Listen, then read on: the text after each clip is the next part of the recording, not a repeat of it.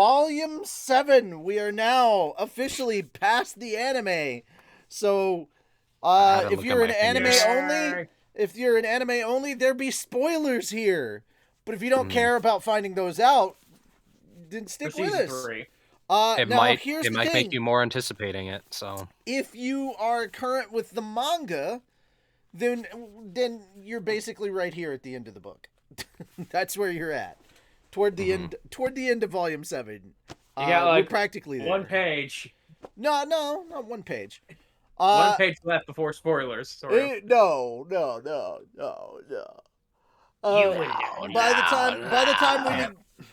By the time we get to the last part of the book,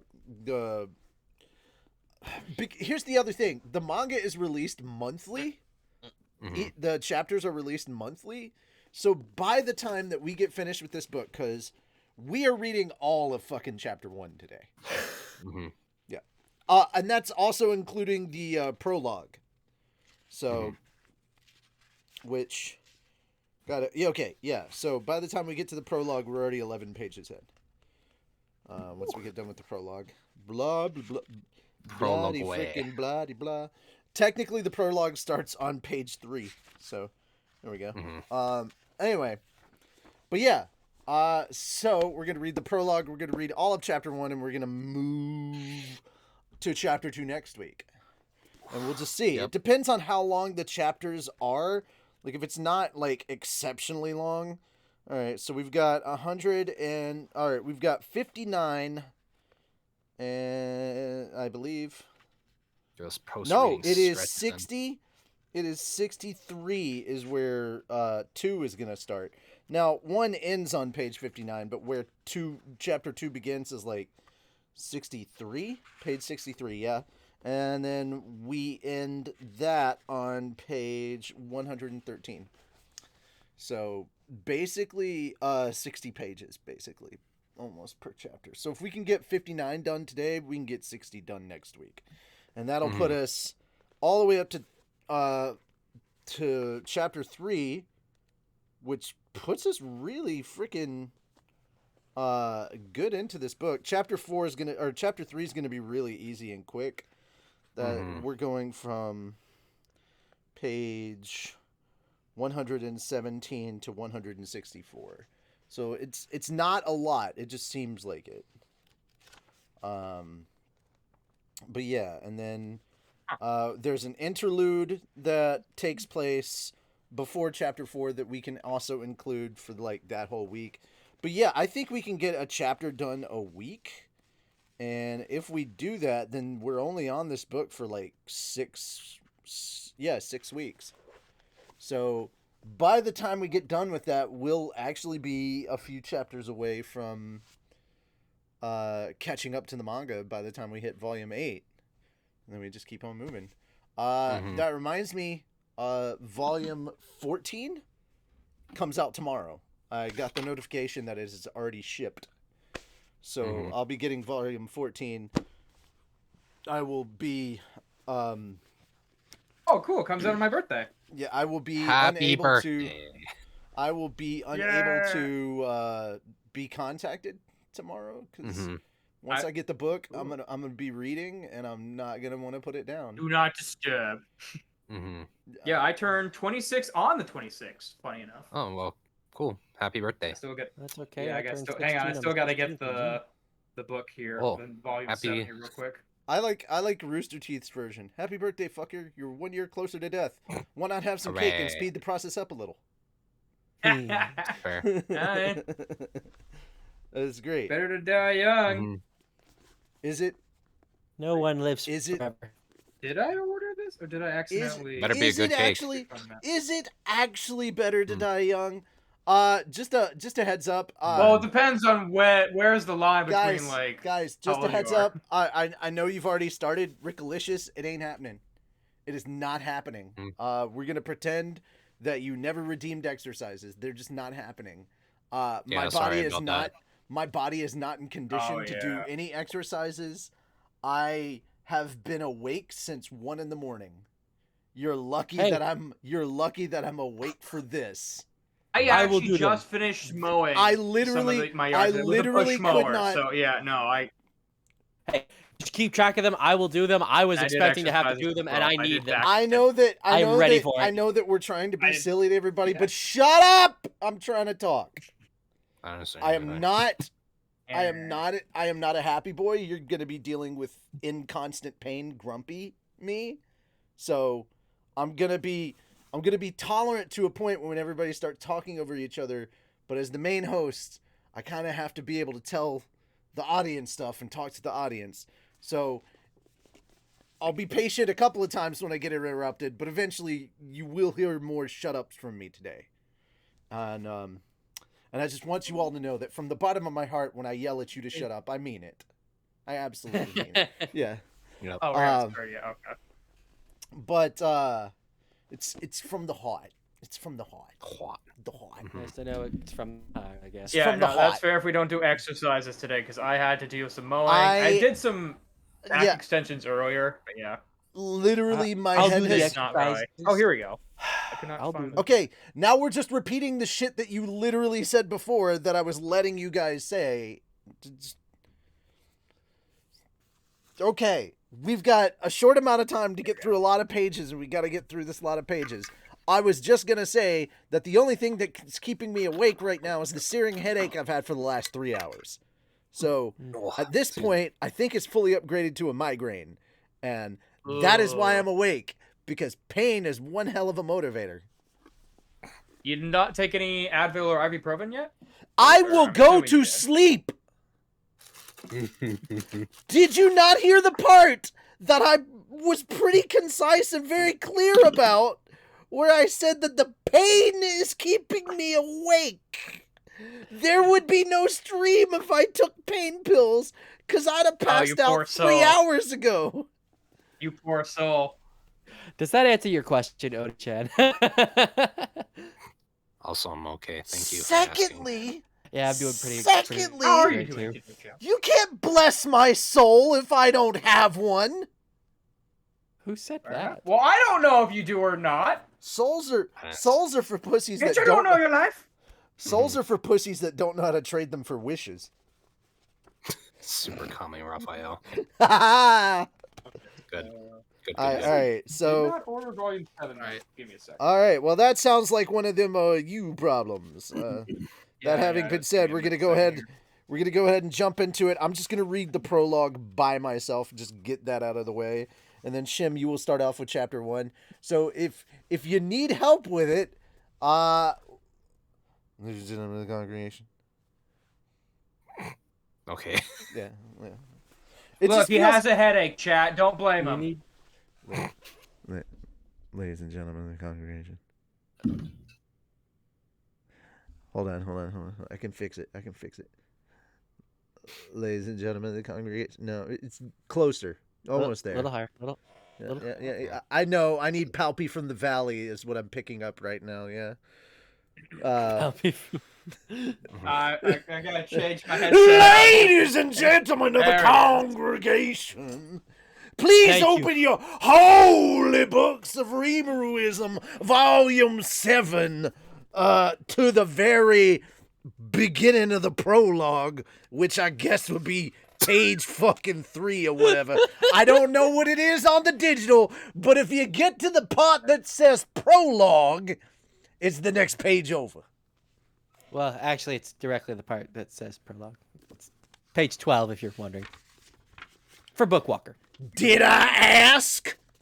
No, but I was still answering. So. The prologue looks like that, and then I move the page, and voila, words have appeared. The prologue you.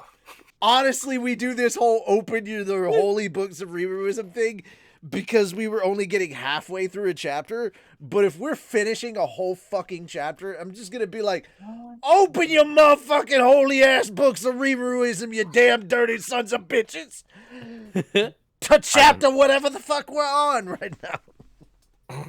All right, It's true. fucking, I have to do ASMR. Kendall. I have to do ASMR off the bat. I thought that's what you were doing early, though. I thought that's what you were doing earlier when you were like, Hey, ladies and gentlemen, it gives congregation." your head a chance to rest. No, Yeah, that's what I thought you were doing. No, it does not. Well, at least you're not screaming. All right, so we gonna go ahead with this voice, but in ASMR. That's great. We're gonna have Reverend ASMR. All right, good stuff. Let's Love to hear it. Clayman was dead, and when Laplace delivered the news to the group assembled before him, the reaction was stunned silence. Honestly, the ASMR voice kind of works for that. You lie. There's no way that could happen. Stage whispering. No! No. No. ASMR reverend. Yeah. All right, anyway. This was Footman, frantically shouting now, but no one could find it in themselves to see things his way.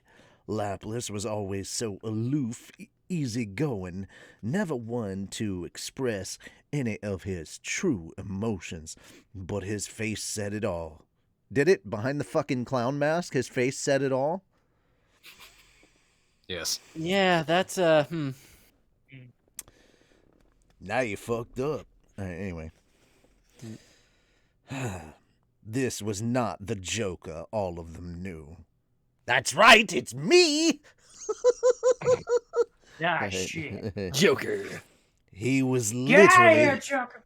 He was literally hanging his head in shame before them. It was all they needed to see to know that Clayman was really and truly dead. Clean up on Slime 4. In the arms of the angel. No, I'm pretty sure it was just the stomach of a Rimuru.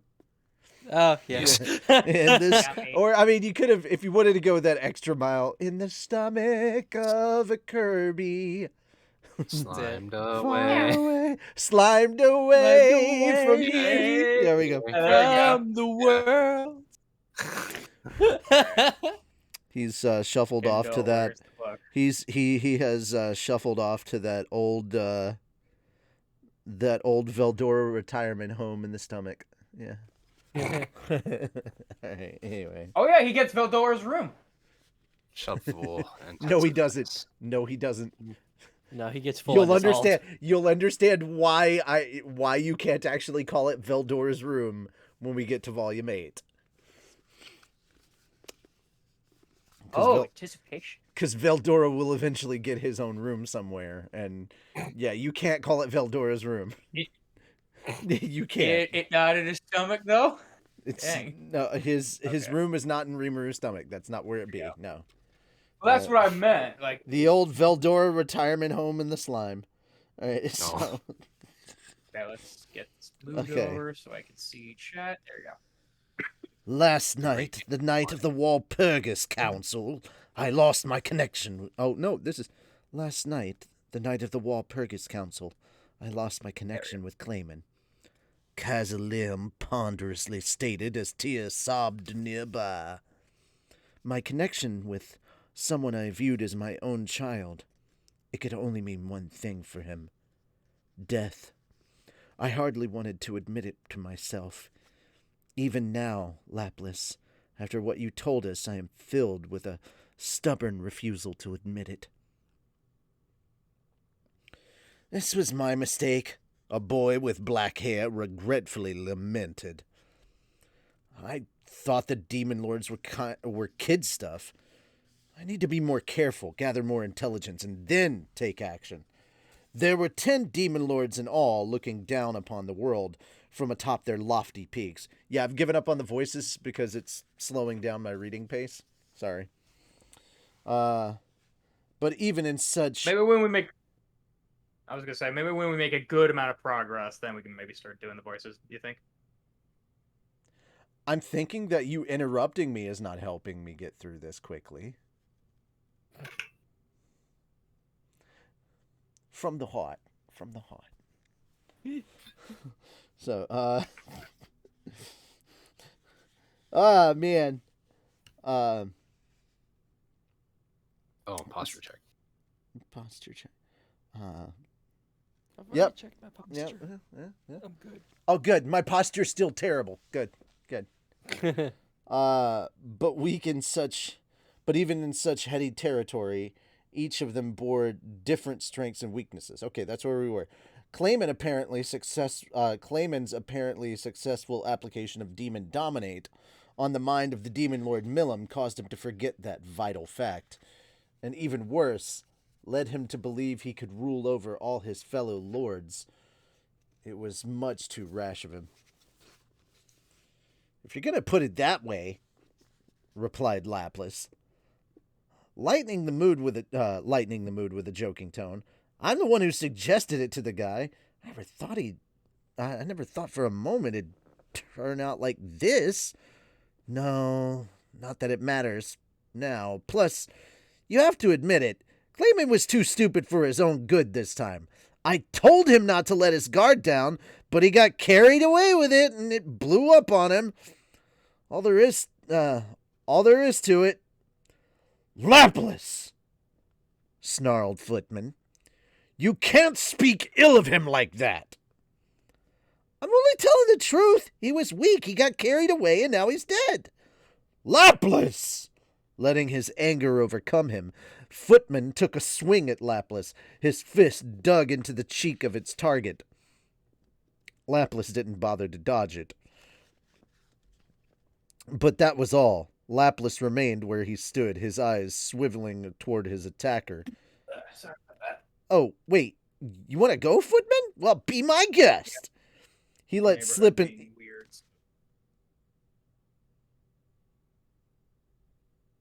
Okay. He let slip an easygoing smile as he taunted Footman, all but daring him to focus his anger upon him. Kazalim saw right through it. Stop, you two! She roared, halting them both. This is a sad occasion for each of us. She's right, the boy added. Why are you playing the bad guy all by yourself here, Lapis? That's not like you.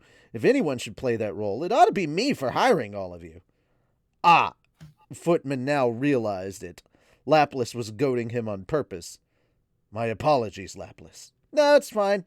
But you know, pal, and you too, President, you sure are mean, ain't you? I am trying to be the bad guy here, so how about not letting the cat out of the bag? He rubbed his cheek as he continued to complain, and something about the sight was so comical that it really did lighten the mood, if only a little. Back in control of their emotions, the Magicborn discussed what to do next. Wailing about the misfortune of it all, Kazalim reasoned would do nothing to realize Clayman's goals. Their talks grew sterner, more serious. I couldn't tell you what happened in there, but as the Demon Lord Valentine put it, Clayman definitely died during the council. He didn't mention who did it, though. Too bad. I couldn't have beaten it out of him. No, Lapis, I'm glad to see you still breathing, at least. I was lucky. It happened on the new moon, and being a vampire, Valentine was at the low end of his strength. We were in a holy place to boot. Lots of holiness filling up the atmosphere. That's the only reason my attacks worked at all. Nobody doubted Lapis's words. Lapis only managed to defeat Valentine, whose strength was on par with the Kazalim of the past, thanks to several overlapping factors working out in his favor. Plus, Lapis was second only to Kazalim in brute force. His role as vice president of the Moderate Jesters was no empty title. He had the strength to back it up. That was why everyone in the room so readily accepted Lapis's astonishing victory. And thus the talks continued, with nobody noticing the lie lurking between his words. This is quite the conundrum, however. You could say that, Kazalim muttered. We lost the base of operations we granted Clayman, his forces, his treasury, everything. A staggering loss. The boy nodded in agreement. What do you mean? Tyr asked. Whether the Demon Lords killed Clayman or not, we still have his headquarters, don't we? I know that Clayman's forces were routed, added Footman, But we still don't have every chance to regroup and attack once again. No?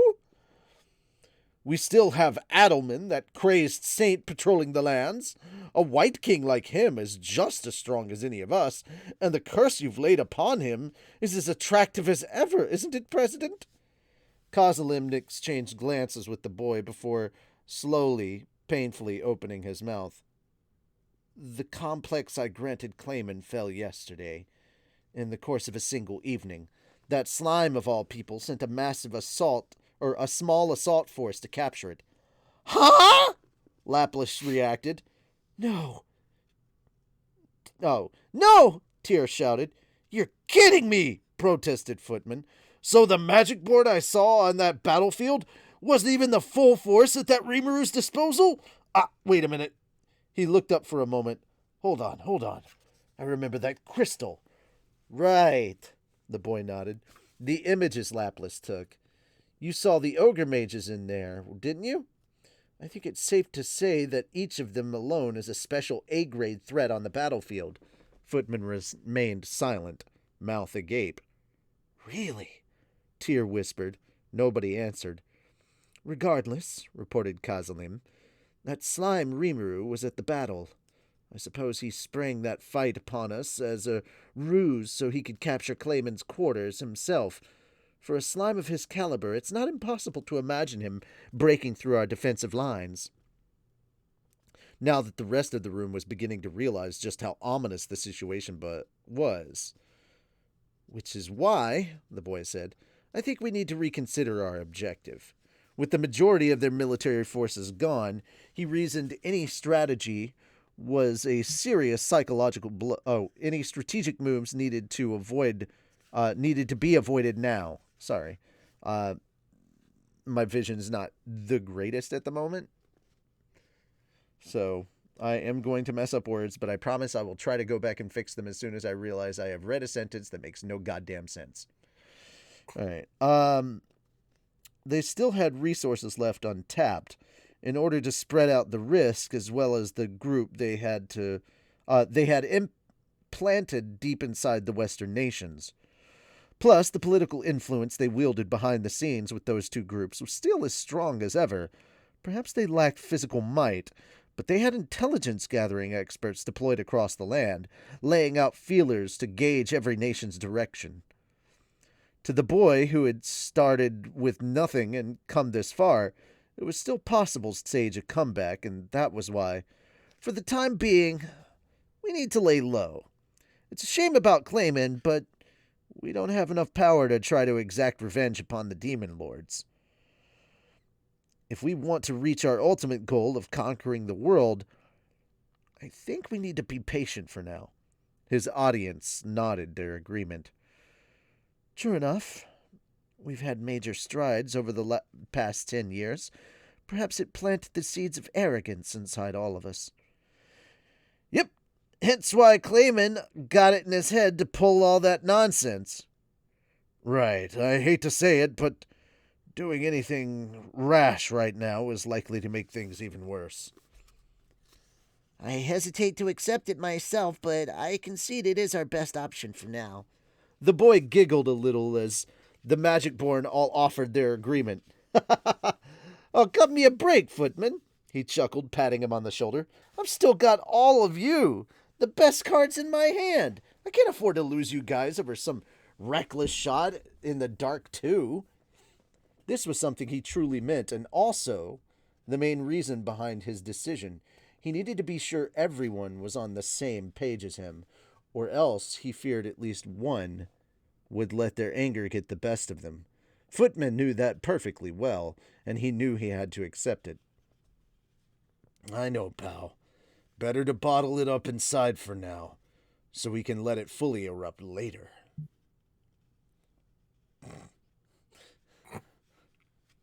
Did you see that? No, I heard stuff and I saw like movement, but I just imagined like volcano. Yeah, or zit, because we were talking about that. Yeah. Oh no! Okay, yeah. Because we were talking about that earlier. Go ahead and then. Just a good old pimple popping video, you know, good old stuff. Anyway. Oh, why'd you? No. I don't like that. Don't like that. No me gusta. No me gusta. No sé. No. I don't even know. I'm thinking like how you would make that a Twitch channel now. It's like it's not a Twitch channel. No. It's not a Twitch channel. No, I was thinking how you would channel. make it one. It's a YouTube channel. Yeah. Either way, it's oh God! Why? I flagged that video in a heartbeat. Because anything can happen on the internet. All right, getting back to it. He did understand that losing his cool and picking a fight with a cadre of demon lords would simply spell the end of his life. He had to accept the boy's reasoning. The boy appreciated this, looked at the magic born assembled before him. But hey, it's no fun to be the punching bag all the time, right? Maybe we won't do anything, but we can say a lot of things. That slime took claiming for everything he had, and I think I know how to get back at him a bit. He gave an ominous little grin. How do you mean? Kozilem asked. There is something unusual about that slime, the boy replied, grinning with glee. In just a few years, he has built up a new and massive force. It's hard for me to believe in any normal situation we'd never want to defy him. So let's wait and see a little, huh? And to do that, I've got something I want to deploy. Oh, great, Laplace shrugged. Another little scheme of yours? At least it beats you ordering me to pull off some other insane trick, as you usually do. Hopefully I can stay in the audience for this one, thanks. For now, the Magicborn were withdrawing from the public eye, descending into a sort of primordial darkness, sharpening their fangs for the fated day of revenge, whenever it may come. All right, we're done with the prologue. It just dawned on me that this takes like a few years that he's been as a slime, huh? Like I never really thought about that. It's only been 2 years. A little over 2. Yeah. Okay, that seems I mean, more like here's the thing. Slime Diaries takes place over the course of an entire year. The whole OVA? No. Well, I guess it's not really the series. Yeah, the series, because it starts in spring. They're harvesting stuff. It goes through summer, fall, and then winter. So we literally get all 4 seasons. We go through the course of a year. Okay, I haven't seen it yet, so. Well, here's the good news, and we talked about this yesterday on Anime Church. Yes. Once again, ladies and gentlemen of the congregation, we talked about the fact our opening discussion in the anime side of things, because there was a lot of just general nerdy news and trailers and shit to talk about because San Diego Comic-Con. But the first thing that we got to talk about is that it has officially been confirmed that Slime Diaries is getting picked up for dubbing. All the same voice actors that dubbed Slime are going to be reprising their roles. So that's good news. I'm surprised they didn't have no news. It's good news. All right.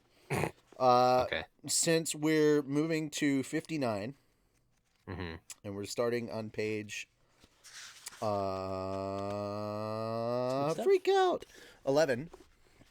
I'm going to have you read Shim. Okay. You are going to read all the way until page, I think it's 27. Okay.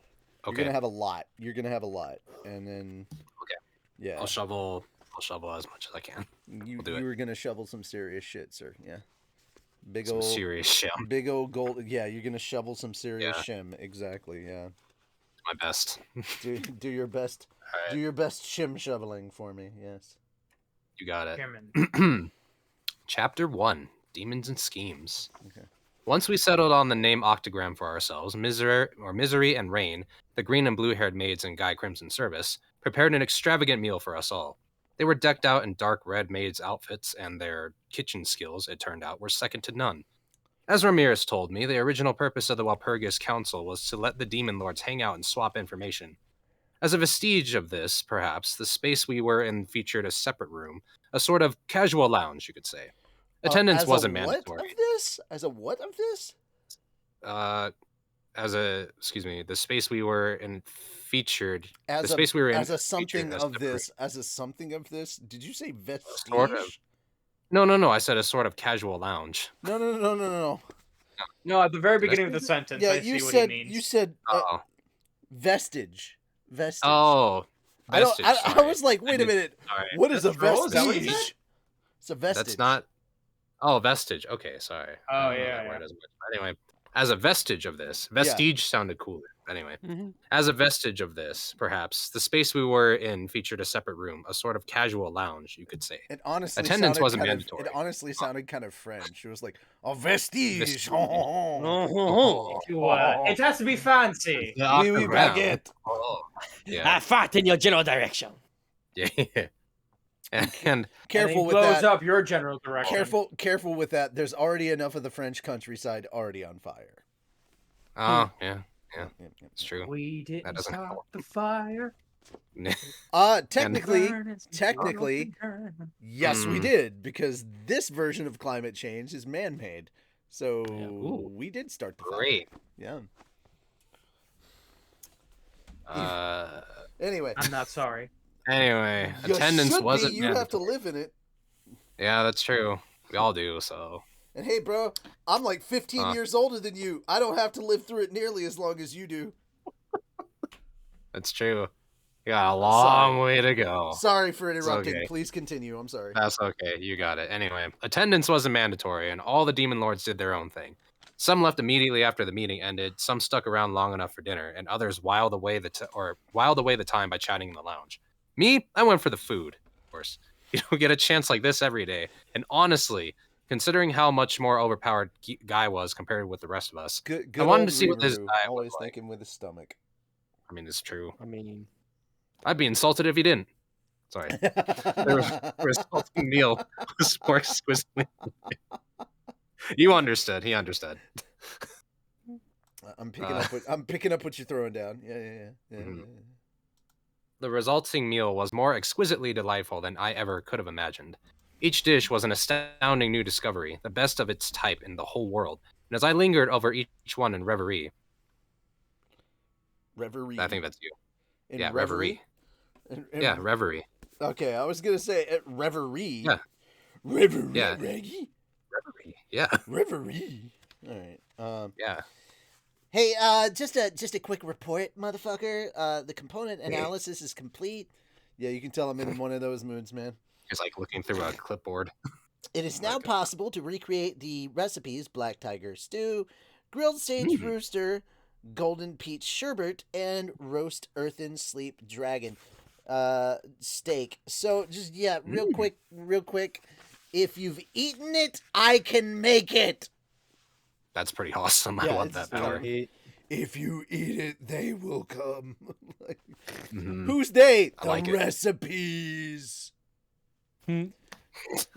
It's like in the Willy Wonka. She's like, oh my god, it's a roast. She eats like the little candy and it tastes like a roast, and then she turns into a big fucking blueberry. Violet, you're turning Violet. Yep. I love that. All right, so sorry. Please continue. That is okay. I stole all the recipes. Is that mean of me? Yep. Is that mean of me? It seemed kind of unfair. Not that I really understood what made them work. Steal makes it sound illegal or something. This was just intelligence gathering. These recipes called for meat from monsters rated A or higher, which you don't exactly see walking into town every day. But once I had the right ingredients, I think I would know how to prepare them for now. The feast was rounded out with a bountiful selection of fresh fruit. 6 of us were at the table, by the way. Me, Guy, Milam, Ramirez, Dino, and Dagrel. Valentine and Leon left long ago, excuse me. I took a moment to admonish Milam for tricking me as she gorged herself. She was still playing dumb, but I needed to give her a taste of reality. Meanwhile, I had Carrion and Frey promise me that we'd all discuss the future at a later time. Once we cleaned up after the war, I figured I'd be consulted about the upcoming city rebuild work. This was going to be a brand new nation, one with Milam at its head, and I intended to approach these discussions so they benefited me as much as possible.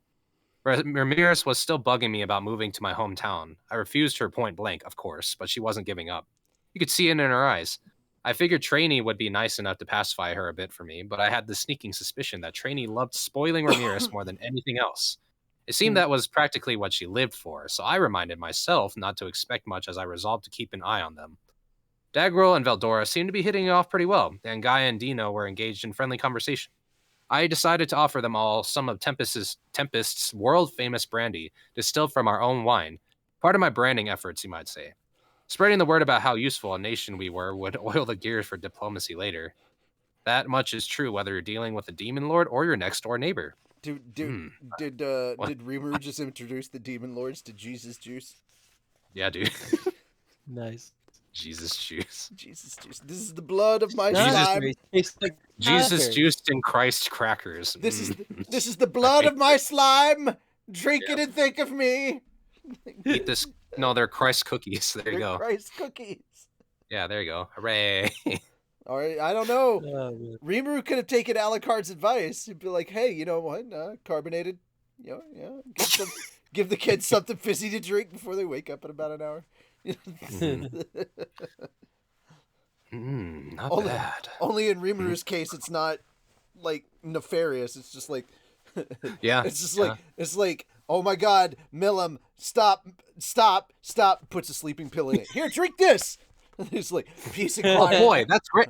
It's like peace and quiet for an hour. Enjoy it while you can. Dude, if he fucking put if he put a sleeping potion or a sleeping pill in Milam's drink and it actually worked, so many demon lords would be asking him how. Like, it's like, can you teach me? Yeah. Dude, no, Carrion and what's her face would just be all like, can you give us those pills? Yeah. Give it to me now. It'd be good. Oh, anyway, not bad. Well, look at this. Oh, man, that's got some bite. It was maybe a bit too much alcohol for Dino to handle, but Guy and Daggerel enjoyed it. So would you please not drink all of it first, Veldora? What's up? I love that out of all of them, the one that's coughing and hacking is the fallen angel. Yeah. Dino's the fallen angel, demon lord. Yeah. Right. So it's like, really? He's the one who'd hack it up? Okay, well, okay. Well, the actual demon isn't going to have a problem with it. He'll be like, Yeah, he's going to be like, oh, tea! Yay, lovely tea. Oh, water. Nice. Thanks. This is sacramented water. Yeah. I had a pretty decent stockpile left in my stomach, but I didn't store it in there just so Veldora could guzzle it all. And Milam immediately grabbed out the brandy too, of course. I didn't let her have any. You know she'd be an angry drunk. And considering how she tricked me, I had to put my own foot down on this. And it's fine for me. Ramirez, meanwhile, was already preciously cradling her glass. 3 sheets to the wind in the blink of an eye. I let the frantic Beretta and Trainee deal with her. This was actually good for me. If she stayed sober and undistracted tonight, there's every chance she would have tried to follow me back to Tempest. So things were in full swing before long at this feast, and I decided to take my leave before Ramirez woke up from her stupor. It was quite an ending to the Walpurgis Council. Not at all what I expected, but I'm glad my worrying was all for naught in the end. It had been, to say the least, an eventful 24 hours. Walpurgis began at the stroke of midnight, and by the time we wrapped it up, it was already early afternoon the next day. In a flash, I was back at Tempest. The trip over there was one thing, but with Dominate Space, the journey back was a snap. And unlike before, my nation hadn't fallen apart in my absence. Spirits were high, everything worked fine, and I was tremendously relieved. All our forces had kept their high alert going, just as I ordered. They were all more refined now, contributing to safety on the streets more than ever. I had overlooked nothing. The town's security system, modeled after the police I was familiar with on Earth, seems to be a decent success. As I observed all this, a thought struck my mind. You know, this country's defenses alone could take out a nation or two all by themselves, couldn't they? Nearly every soldier left on defense duty was the equivalent of a B rank after all. Your garden variety, magical, or paranormal beast wouldn't dare lurk nearby. Overall, the rule of law and order had really taken hold around here. But that made me worry about monsters coming out of the city, potentially causing havoc somewhere else. It might be better, I thought, to check up on that, so I dragged Veldora and Shion back to town, riding on the back of Ranga. The moment I entered the city, the local residents and patrolling soldiers immediately took a knee on the side of the road, forming a path for me to follow. It was also expertly choreographed. I had no idea when they learned to do that. What's up with that?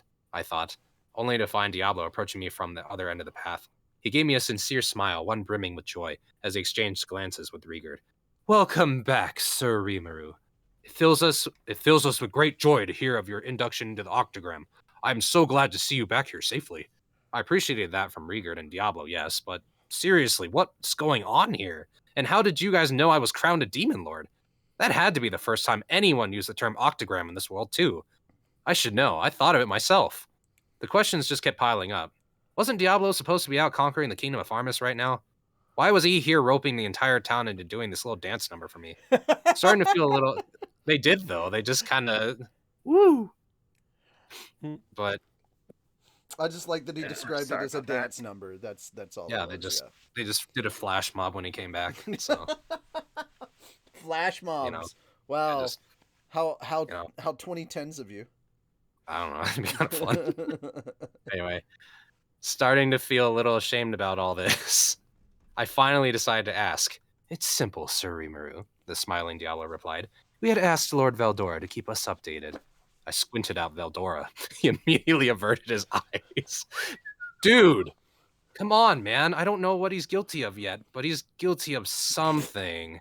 I don't even know what he's guilty of, but I know it's You didn't something. even figure it out? Come on. Definitely guilty. I can tell you that much. That is the guiltiest looking dragon I have ever seen. He's doing the sad dog look where he kind of hunches his shoulders and head back like... All right. Yeah, you do anything. Yeah. You know you did. You did something wrong. Yeah. After I put the screws to him a little, Veldora quickly revealed the truth.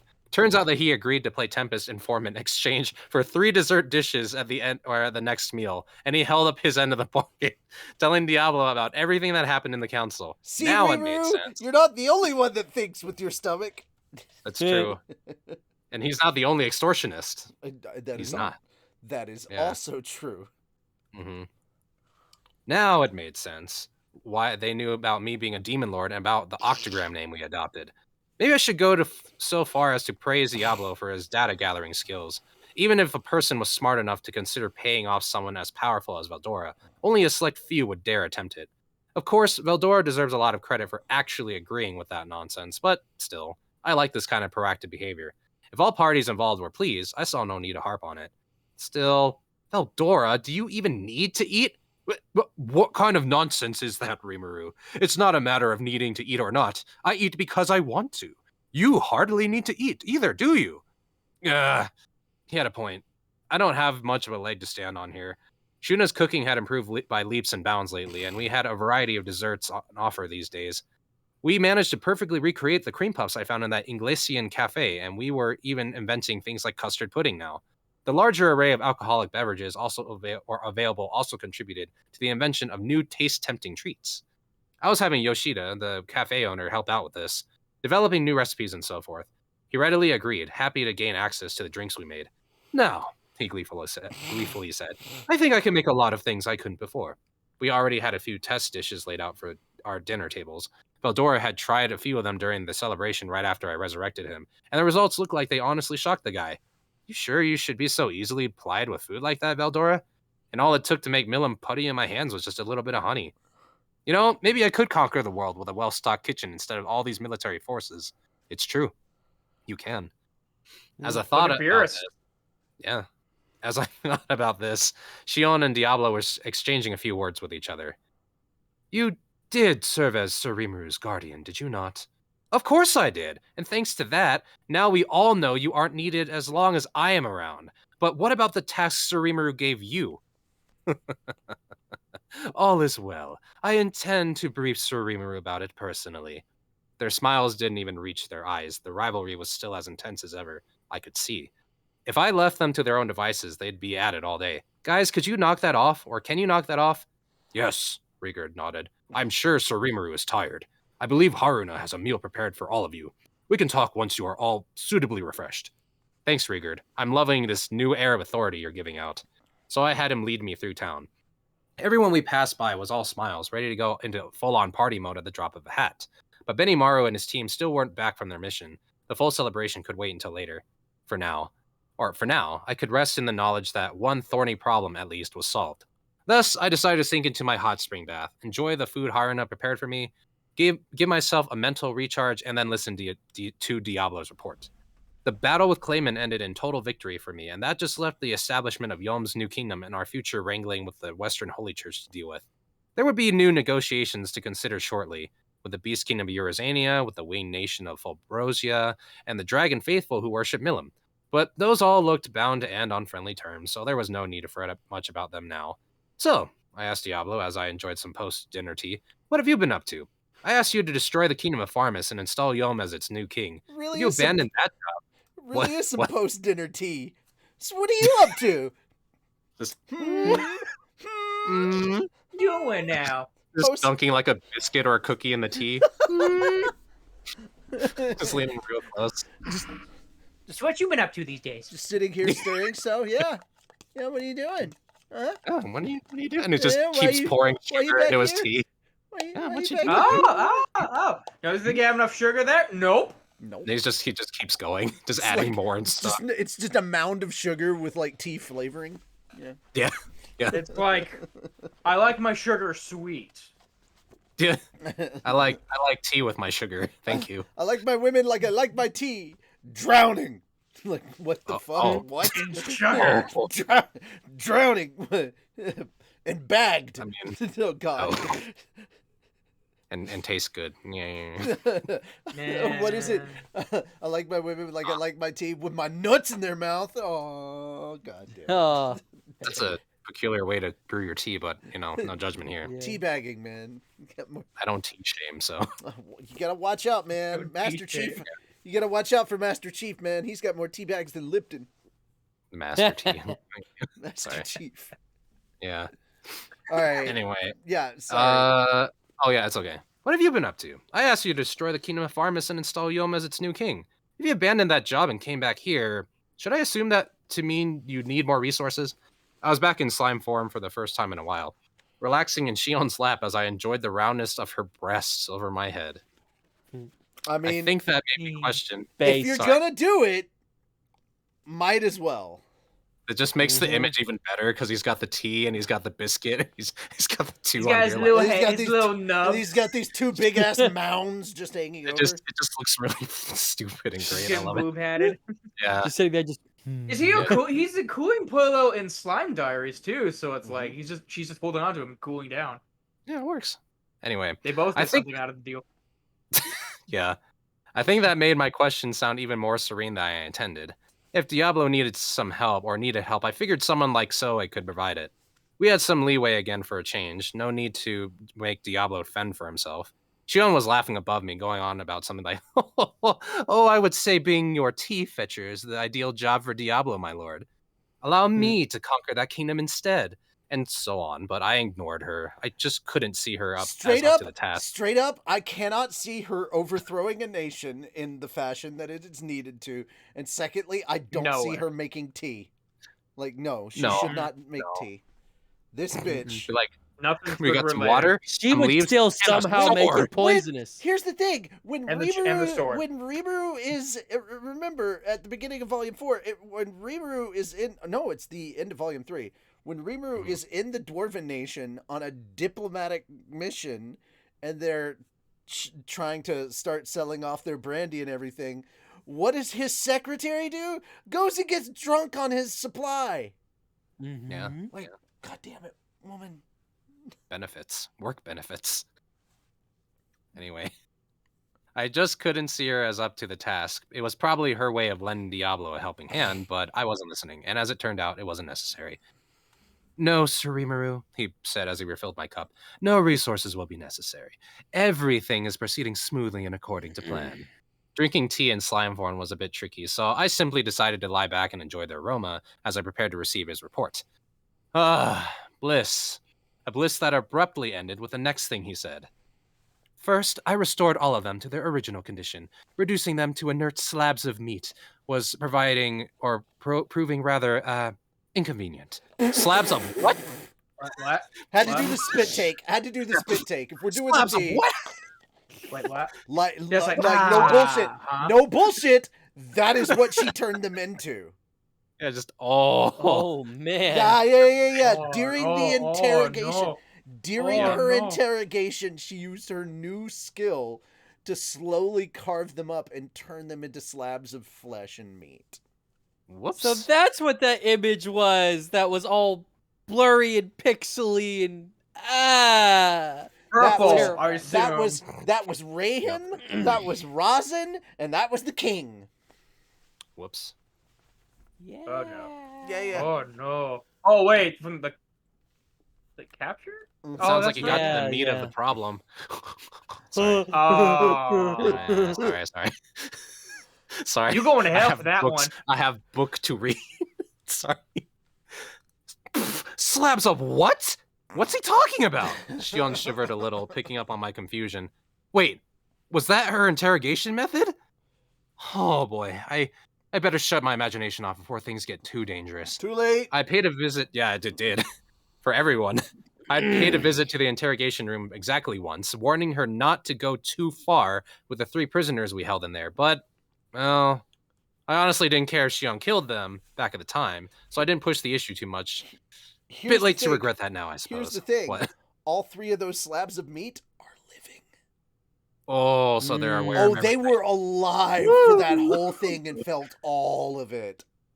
Good times. Jesus Christ. They could not die from it. They are literally in little boxes, crates of meat that were once human. Just cute baby from FNAF being like, he won't die. He won't die. Just over and over and over again. It's bad. I hate that mental image. Anyway, things were already looking dicey here, but I kept up a brave face, hiding my turmoil as I encouraged Diablo to continue. Looking dicey? I see what you did there. Yep. You suck. The first thing... Oh, I do. The first thing Diablo did... Snip, snip. Sorry, go ahead. What's up? Oh. Snip, snip. As he dutifully explained to Rimuru, was restore Church Archbishop Braham and Palace Sorcerer Razin to health. This was conducted on the way to Farmus in 2 wagons surrounded by a team of mounted guards. Don't forget Diablo to was come seated with the... Don't forget to come to Shion's barber. She takes a little off the top. Hey, the first one's half off. It's fine. Also, the same slogan could be said for Shion's circumcisions. Oh, I don't like that. Just a little off the top. Why would you do that? I don't like that. Yeah. Snip, and she's snip. the hot one too. Yeah. Ooh. That's the worst part of that. Ooh. Bad times. Bad mental images. You think you're going in for a good time, you're not. You You really aren't. got the truth. Anyway, Diablo was seated with the 3 prisoners in one of the wagons. Well, with wasn't exactly right. Because although the wagon could comfortably house 6 passengers, Diablo was the only visible figure inside it. The other 3 had been packed inside boxes on the floor as, well, living slabs of meat.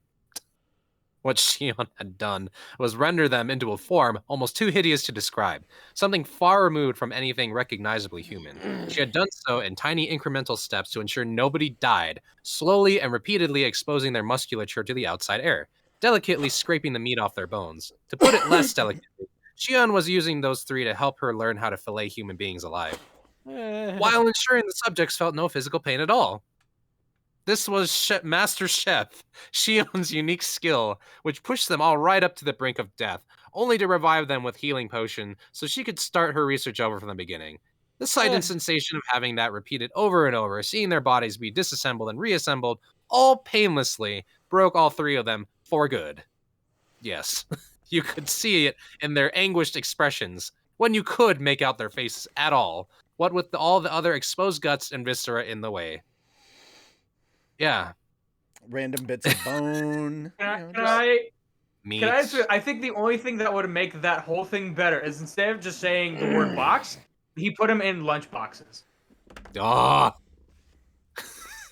It was actually quite good on toast. Anyways, returning them to Farmus like this, all of them could tell, was a bad idea. You're not so supposed Diablo to put, began You're not supposed to put actual kidney beans on toast. Schmeedy. Anyway. Was so Diablo It's the other white meat. It's just a terrible mental image. It's like, oh yeah, it is. So gooey. It's almost like a so stew. bad. Just think about this. When we get this animated, this is gonna be. When we get this animated, this is gonna be in episode 1. It's gonna look like a fucking Junji Ito bad time. No, they're gonna censor that. No, yes, but still. Yeah. Anyway. So Diablo began to put together a solution, if rather reluctantly. What a pain, he groused. The laws governing their continued existence have been so twisted and warped that healing magic hardly works on them at all. But the experience also opened his eyes to the power of arts and other unique skills, something that goes beyond mere magic. Even with his all but complete knowledge of magic and its rules in this world, he had found a new surprise to play with. It delighted him. Thus, in that wagon trundling its way to Farmus, Diablo successfully banished the remains of Shion's forest, as it was applied to the 3 prisoners.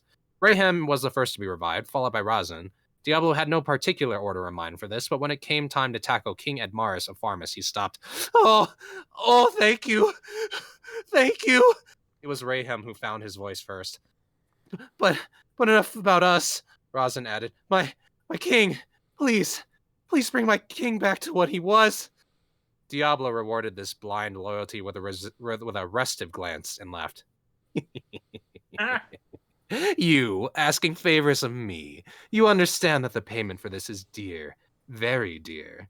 There was kindness to his smile, but not a shred of warmth to his eyes. Razan turned pale with fear and regret, and then he remembered. Diablo, sitting calm and composed in front of him, was not a demon to trifle with. An archdemon, or, really, nothing even as approachable as that. An archdemon would be a threat, enough of one to perhaps spell doom for any smaller nation it pays a visit to. That's how they earned their special A rating, qualifying for calamity status. Their magical force made any half-hearted effort at a magical barrier bend to their will. The fierceness of their aura could blow the defensive fortifications of an entire city away in a single onrush. All that, plus magical spells that crushed anything they encountered. Any adventurer who didn't rank at least an A themselves had no chance of handling an archdemon. Simply standing in front of one would be forfeiting their lives. Even Razan would hesitate to confront one.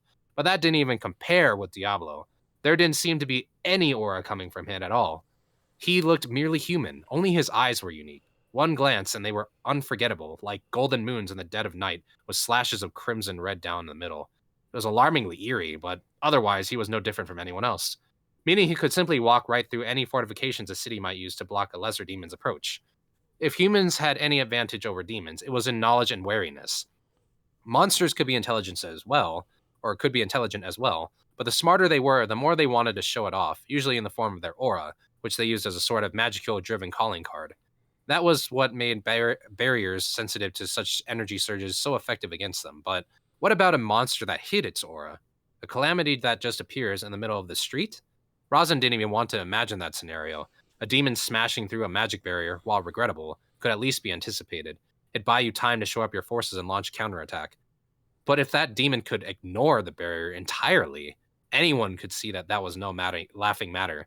Any monster like that would be an archdemon level or higher. That was Diablo, one of the first primal demons. But there was something even scarier than that. That was the fact that Diablo, this ancient and fearsome demon, was in servitude to another master. The master of all these monsters, with the strikingly beautiful golden eyes and silver blue hair shining so bright that you could almost see through him, fleeting but possessing power beyond anyone's recognition. Someone worthy of being called a demon lord. His mind was filled with sheer terror as he watched this lord massacre an army of 20,000, but when they met later, he felt a different emotion. When Razan was being taken away as a prisoner of war, the way this demon lord regarded him, it was like glancing at a pebble on the road. The moment those golden eyes spotted him, Razan was practically intoxicated. Gone was the pain racking his body, the fear of imminent death. And then he understood. There are things in this world that were never meant to be touched. A voice from the heavens booming, "Don't go overboard." It must have warned Razan about them. Don't count on your chances, taking on a being who counts a primal demon among his servants. No wonder your nation has fallen to a demon lord like that. Destroying Farmus single-handed would be too simple. Razan remembered it all. Ignoring the lurching and jolting of the wagon, he got out of his seat and kneeled before Diablo. Of course I understand, and I hope I can, or that you will allow me to join you as even your lowliest servant. I swear that my body and my soul is yours to utilize. So please, please offer some pity to King Edmaris. He was staking all his loyalty on this request. Diablo greeted it with a placid nod. Very well. I suppose even someone like you is considered relatively powerful by human standards. I'm sure you have your uses. Besides, I had no intention of killing him unless Sir Rimuru ordered me to. I will be glad to free him for you. But, however, if the monarch wanted to go back to the way he remembered himself, he would have to work for it. He would need to be shown to the kingdom's nobility, in the horrifying form he was in now, to show to the world the foolishness of bending a bow against the Rimuru Diablo was so devoted to. Razin waited nervously for Diablo to continue, while Rayhem was too terrified by the oppressive atmosphere to move an inch. Jesus. But I will let this go. What's up? I was like, Jesus. Yeah, he's... I can't imagine the fear. But I will let this go just one time. Depending on your future behavior, not only your king's life, but the very breath of existence that blows over the land of Farmus may be snuffed out. He meant it literally. Diablo's well-meaning, Rimuru's will, was to be followed, or else.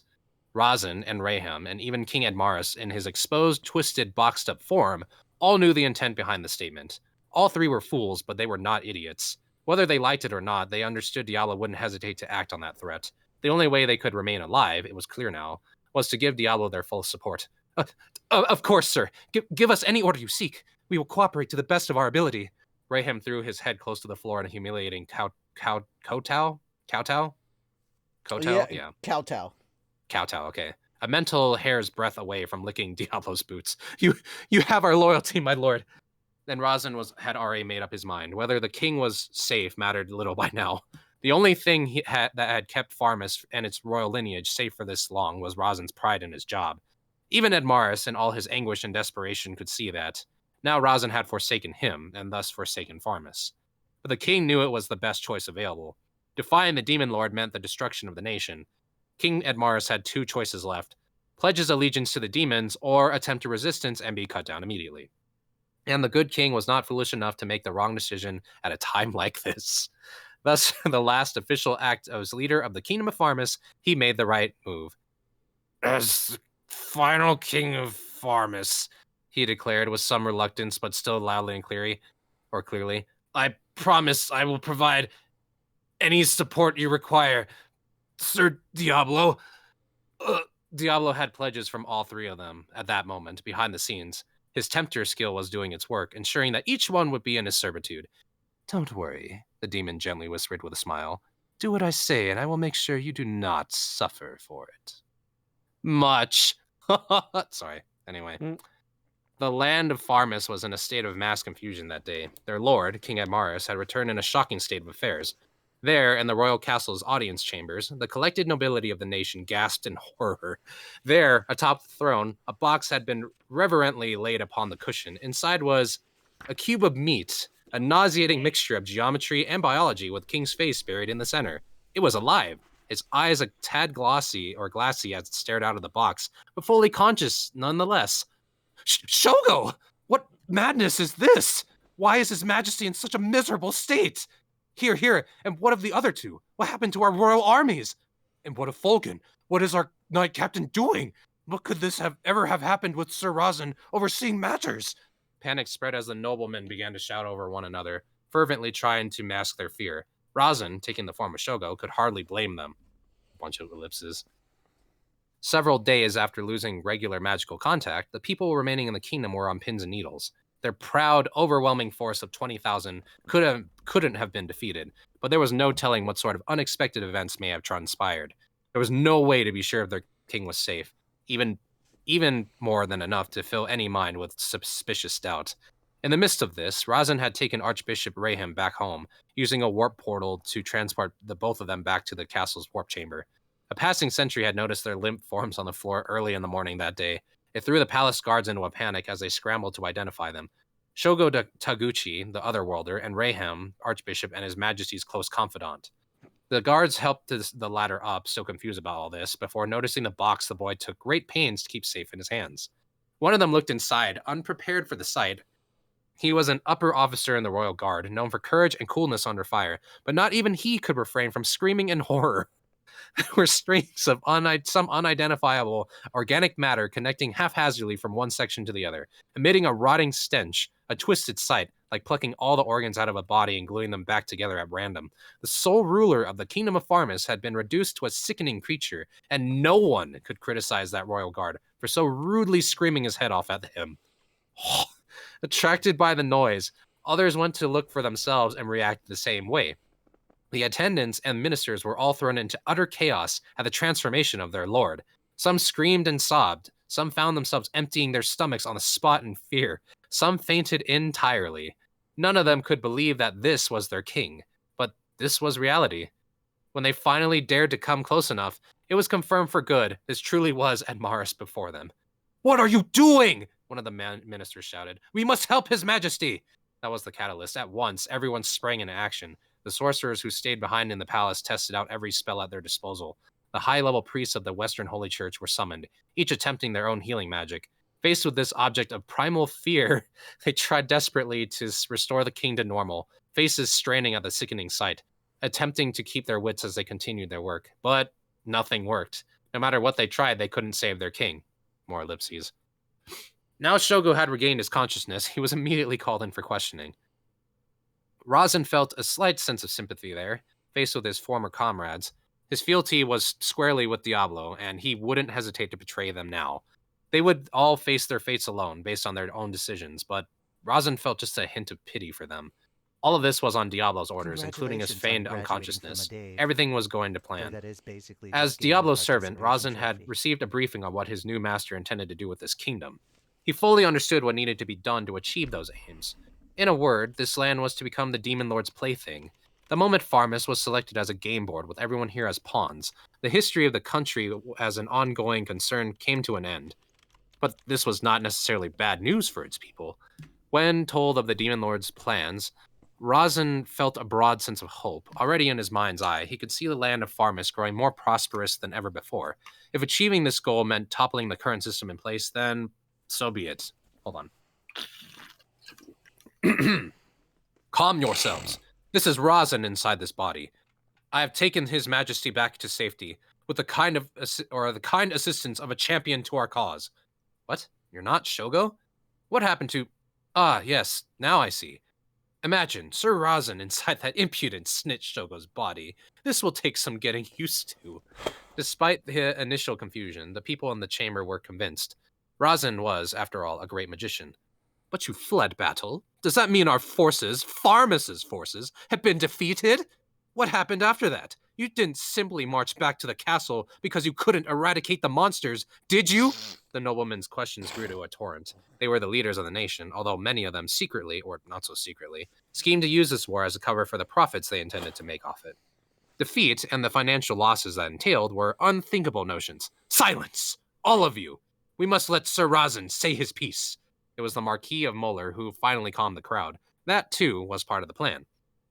Diablo had made contact with him the previous night via connection to Fuse, guildmaster for the Kingdom of Bloomend. Things were all proceeding just as Diablo had pictured them. Razin began to by explaining how the king would be saved. A native champion named Yom had apparently negotiated with the Lord of the Monsters, procuring some of their restorative potion that he would soon bring back to Farmus. Word had already been sent to the gate guards, ready to receive Yom's party at any moment. He then moved on to what exactly happened to the Farmus forces. He did not get very far into the tale before the chamber erupted into shouting once more. All it took were 3 magic words. Vildora was reborn. That can't be! That evil dragons found new life in the monster's land? No! I thought Valdor had been eternally banished.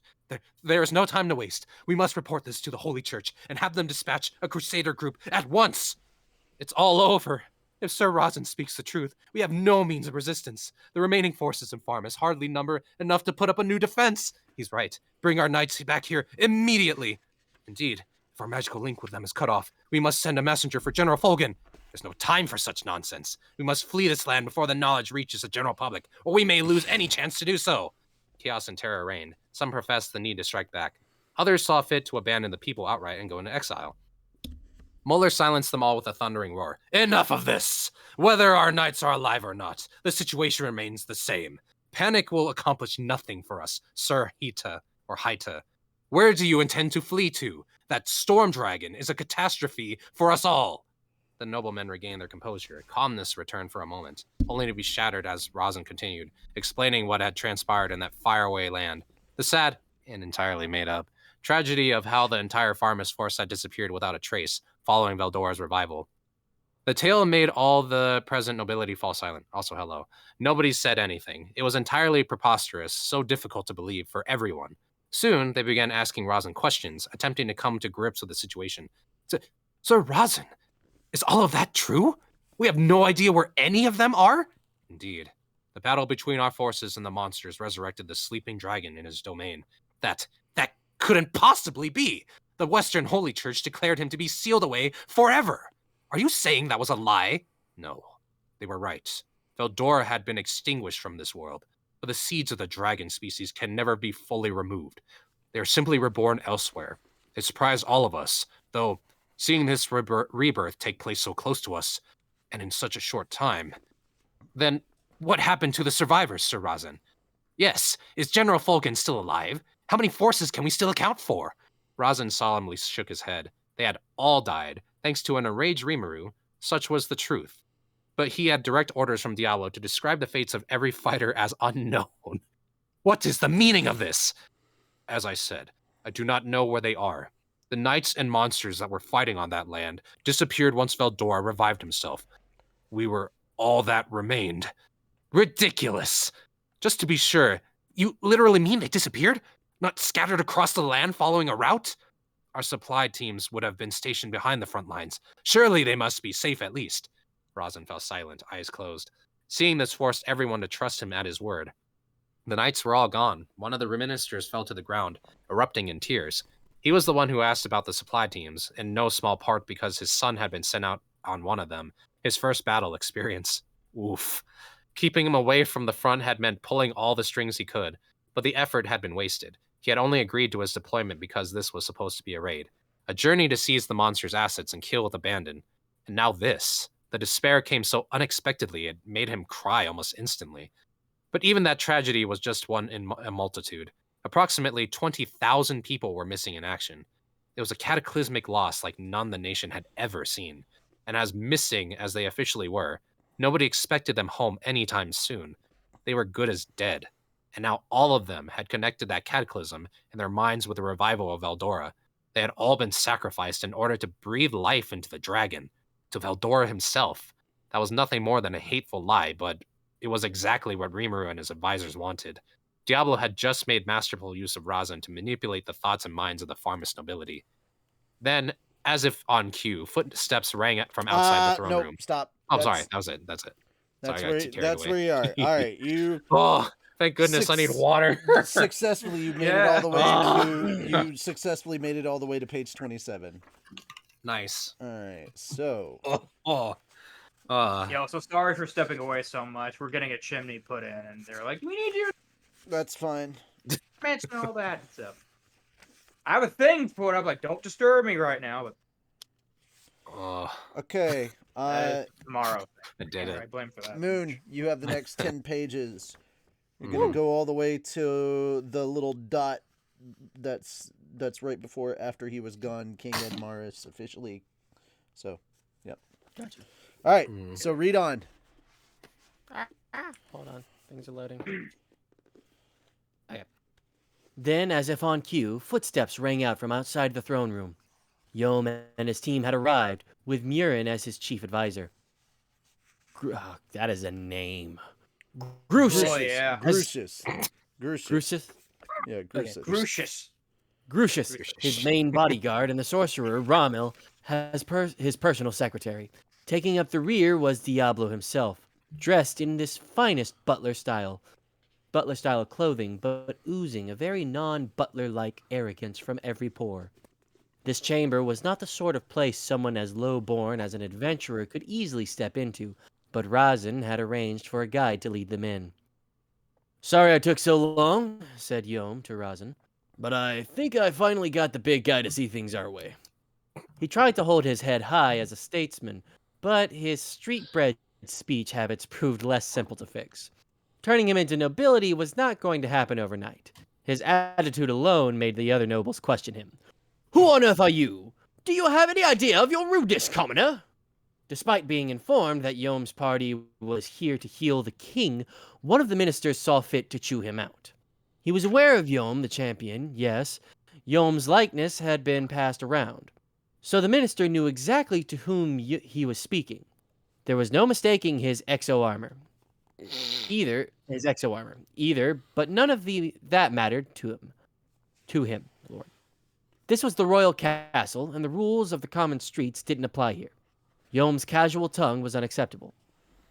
This unnerved Razin. He turned a weary eye toward Diablo, gauging whether this tirade offended him or not. If the nobility was not fully prepared for this, Razin would have to shoulder the blame. He could understand the minister's anger. It was a perfectly normal reaction to have, as he saw it. But now wasn't the time for this. He regretted not being more thorough in his guidance. Lord Carlos, he intervened. Please wait a moment. This group is the very one that saved us. They're the only ones who hold the key to rescuing His Majesty. What? They saved you, Sir Razin? As the so-called defender of our kingdom, Sir Razin, that hardly sounds like you. What is the meaning of this? Despite the nobleman's misgivings, Razin was still the most powerful wizard in Farmus. There was no doubting his power, and his track record in defending the kingdom from outside threats spread across hundreds of years. His words were not to be taken lightly, and so the nobility sheathed their words for now. If anything... Sorry. If anything, though, this response was merely a bluff in the face of the mortal danger this nation faced. If Razin had been saved, perhaps there was a way all of them could be too. As Razin opened his mouth to answer the question, another voice joined the conversation. Allow me to answer that. It was Rahim, the archbishop. Oh, okay. He had pretended to be himself, just revived this moment to come to Razin's assistance. Relieved, Razin gave him a nod, then turned to Diablo, noticing his expectant smile. Yes? How was Sir Razin rescued then? I trust he has already told you about the Storm Dragon's reawakening, Rahim began. The battlefield was intense. Vehicles from both sides smashing against one another. Our side outnumbered theirs, but the monsters had the geographical advantage. It was a much harder battle than any of us expected, and there were many casualties on both sides. His voice echoed across the otherwise silent chamber as he continued, keeping a close eye on Diablo to gauge his response. The chaos on the battlefield was what revived Veldora, and when he emerged on the scene, both human and monster were sacrificed en masse. It was all Sir Rahim and I could do to keep His Majesty protected. Razin said as he nodded. He was careful to emphasize that there was nothing he could have done to save them. Exactly. We were situated in the rear of the main force, watching in despair as the tragedy unfolded before us. Before the Storm Dragon, dooming our legions to death and crushing everything in his path. We all said our final prayers, but then one rose up to stand between us and this merchant of death. Razin shot Diablo a glance, to which Diablo gave a self-satisfied nod back. It was just the signal he and Rahim had wanted. It was none other than Sir Rimuru, the master of the monsters. Indeed, it was. Sir Rahim and I were both prepared to die, but Sir Rimuru convinced Lord Veldora to calm his rage. Convinced? He actually spoke with the monster. It would be suicide to stand before the likes of Veldora. Being exposed to all those magicules would kill most creatures. How'd he do it? The nobility was understandably surprised. If Veldora could be reasoned with, perhaps there was a way to keep him from laying waste upon the land. They looked toward Razin and Rahim with hopeful expressions.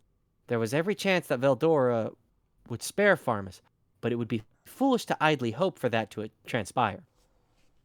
But what was to be done then? Nobody had an answer for that. Now that they knew a force of 20,000, including the king's personal Knight Corps, had been literally erased from existence, nobody was reckless enough to suggest confronting the dragon. If they could negotiate with this threat, that was the best solution for everyone. You are all aware, I assume, that Sir Rimuru is also the overseer of the Forest of Jura? Or so he claims, at least, groused a minister. Diablo greeted this with a scowl that immediately filled Rosin with alarm. It was no mere claim, minister. He said, I have personally witnessed the town the monsters built, and truly it is more than worthy of serving as the capital of any kingdom. But we can discuss that later. Regardless, Sir Rimuru has the Dryads, the Guardians of Jura, working alongside him. I would like to apologize because I'm jumping around on voices a lot, but it's not clear who's saying what all the time. Oh, you're good. Yeah, also, thanks for I probably would do the same thing. Yeah. As he put it to the nobility, Rimuru used the Dryads as a kind of interpreter for his talks with Veldora. That made it all the more convincing. The Dryads were well known for having the power to guard the lands where Veldora slept. They were classified as A rank by the Free Guild's reckoning, and in terms of the danger they posed, Special A wasn't out of the question. If they were serving this monster, Rimuru, his powers must be at least as extensive as that. Nobody in the room had a problem picturing. They were all high-level nobility, and none of them were lazy with their intelligence gathering. I see. So making him our foe was a mistake. The ministers recalled how eager they were to invade the monster lands. They hated to face this reality, but it was a headache they all had to deal with now. This is ominous, one of them muttered. If it was possible to negotiate with this dragon, then antagonizing our sole potential inroad was a grave error indeed. The rest of them went visibly paler. There was no way they could ask Rimuru to intervene on their part. At worst, he might even send Veldora over to Farmus to teach them all a lesson. Then Yom, summarily ignored up to now, walked to the center of the chamber, ensuring all eyes were upon him. He began to speak, his voice calm. Yeah. So listen, you guys don't have to worry about that. When I killed the Orc Lord, I was working with Rimuru the whole time. He's actually a pretty open-hearted guy, usually, you know? In fact, he's got a pretty keen interest in working alongside humanity. Oh! Lord Carlos interrupted him, exercising every bit of his regal pretension. Then let this man stand in for us and tell him of our demands. We will give you our demands at a later time, so please retire to another room and wait for us. Class is an onerous thing. Whether a champion of the people or not, Yom was still a commoner, not even deemed worthy of a knighthood. Many in the room made no secret about how much they looked down upon him. Lord Carlos was an earl among the most powerful in the Farmus bureaucracy, and the greatest example of how full of themselves the nobility often proved to be. An earl from a nation that just got his ass stomped. Absolutely. Yeah, right. Doesn't matter. High class is still high class, and it's stuck up. I'm sorry. What was that? It's hard to hear you over the sound of all your dead soldiers. He's just like, I can't hear you. I'm surrounded by too much money and nobility. But where's the lie, though? This attitude would not normally be a problem in this chamber, but again, now was not the time. Already, some of the other nobles were rolling their eyes at Carlos. Whoa, wait a sec. I said he's... Oh, wait. Whoa, wait a sec. I said he's usually open-hearted, but not right now. You know what I mean? You all probably know why. What? You declared war on Rimuru's nation, right? Bad idea, my friend. Rimuru lost some of his pals in the battle. He's pretty pissed off. What nonsense is this, commoner? It is not your place to question the actions of our nation. If you are on speaking terms with Rimuru, that is all we require. It is a champion's duty to intervene for us. You must do something. Lord Carlos was acting as haughty as ever, totally ignoring Yom's pleadings. Yom had trouble hiding his disgust. I swear these nobles, he thought, taking pains to look undisturbed as he continued. Look, can you just listen to me for one moment? From the way I heard it, you didn't send any envoys, you didn't declare war or anything, you just took some other worlders and let them go to town, huh? I went out to mediate with you guys, but when I heard all that, let me tell you, I was shocked. But look, I'm a Farmus man, born and raised. I don't want to see my homeland get wrecked, so I tried finding a way to calm Rimuru down. Rosin over there asked me to. If the nobility continued to act as despotic as they were, it was no exaggeration to say Farmas's days were numbered. Sensing Diablo behind him, Yom could physically feel the doom over them all. Catching sight of Diablo taught Yom all about what true evil was. It made him realize what a bunch of small-time bandits he and his group really were. Real evil doesn't bother to try buttering up the men in charge. They bow down to no one, staying constantly true to their will. Diablo was on good behavior right now, only because he was faithfully following Rimuru's orders. Him acting up right now would have adverse effects on Yom's future as the new king. Overly punishing the nobles would leave the real problem unaddressed, and if he simply killed them all to shut them up, it'd tarnish the new government's reputation. The most ideal way to handle them was to wait until some of the more rebellious ones made their presences known. That was why Diablo stayed silent, keenly observing them all. If, on the other hand, the nobility decided to incur his wrath, all that flew out the window. If Diablo decided none of them were worth keeping alive, that would be the end for them. Right there, Murin and Grusith, serving as advisors to Diablo, were in agreement on that. Only a very few high-level Magic-born could hope to corral someone as powerful as Razin. Diablo was one of them, and if Diablo wanted to take action, Farmas in its current weakened state could do nothing to resist him. This was much of the reason why Yom's party was far more nervous about how this meeting in the throne room would go than any of the nobles were. Razin felt just the same way as Yom. It was clear that Diablo thought little of human life, and he had none of the hang-ups about noble titles and commoners the rest of them had. They were all equally worthless to him. His treatment of King Edmaris made that blindingly obvious. If they started flinging insults at Rimuru, master of the monsters, they had no idea how Diablo might react. Lord Carlos, hopefully, would be the only target of his rage. If he wasn't, then all intelligent life might be banished from Farmas entirely.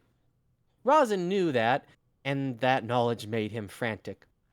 Assuaging the panic running inside his head, he tried his best to pack up Yom.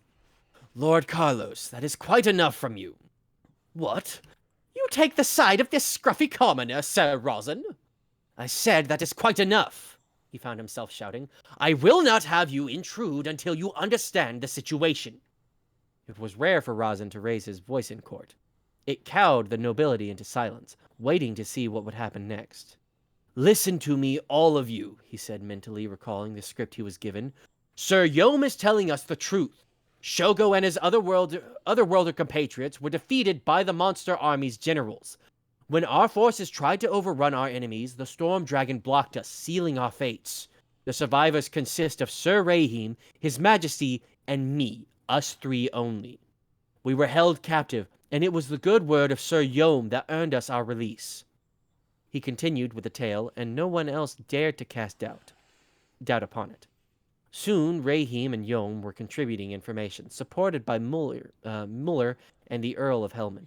Together, they all pleaded their case before the biggest and brightest futures of Farmas politics. So you say that His Majesty was subjected to a curse on the battlefield that put him in his present state. Our Lord has offered peace, and the Master of the Monsters is willing to listen. Are you saying Farmas, our homeland, has yielded to monsters? Have we any other choice? Surely you don't intend to suggest we continue the battle? We would have the Storm Dragon to answer to. No, The other worlders, their aces in the hole, had been dispatched by Rimuru's top officials. Veldora was on the move. The Jura Tempest Federation, an organization they once derided as a rabble of slavering beasts, was, from a military perspective at least, leaps and bounds ahead of Farmas. Attempting to stage a frontal attack against the foe would be the height of folly. Everyone in the chamber had the same thought in admitting defeat. The king made the only decision available to him. Soon the group had come to a consensus. Well, if we have an offer being made to us, why not accept it, everyone? The majority nodded their agreement to Muller's suggestion. There were some, contrarians among them, no doubt, but none of them voiced their concerns. Nobody seemed to contest the fact that this war could no longer continue. It was now settled. The kingdom of Farmas would enter negotiations with Tempest, And with that decided, Diablo finally took his cue. A wise decision, he said as he began to saunter toward the center. In that case, as promised, I will release your king back to you. Who are you? Pardon me, Diablo proudly stated. My name is Diablo, faithful servant to my leader, the great and powerful Rimuru. The assembled nobility had little idea how to address this man. Diablo seemed so natural among them that they had trouble speaking up. Only Razin demonstrated any fear for him. For only Razin knew that the name, or what the name meant. The mere fact the name existed at all, that struck terror into him. Some things, he thought as he enviously looked at the audience and sighed, are better off not being known at all. Ignorance is fucking bliss. Absolutely. It's true. Others, however, regarded Diablo with suspicion. These were the king's own royal guard, stationed by their lord's side and keeping an eye on this interloper's every move.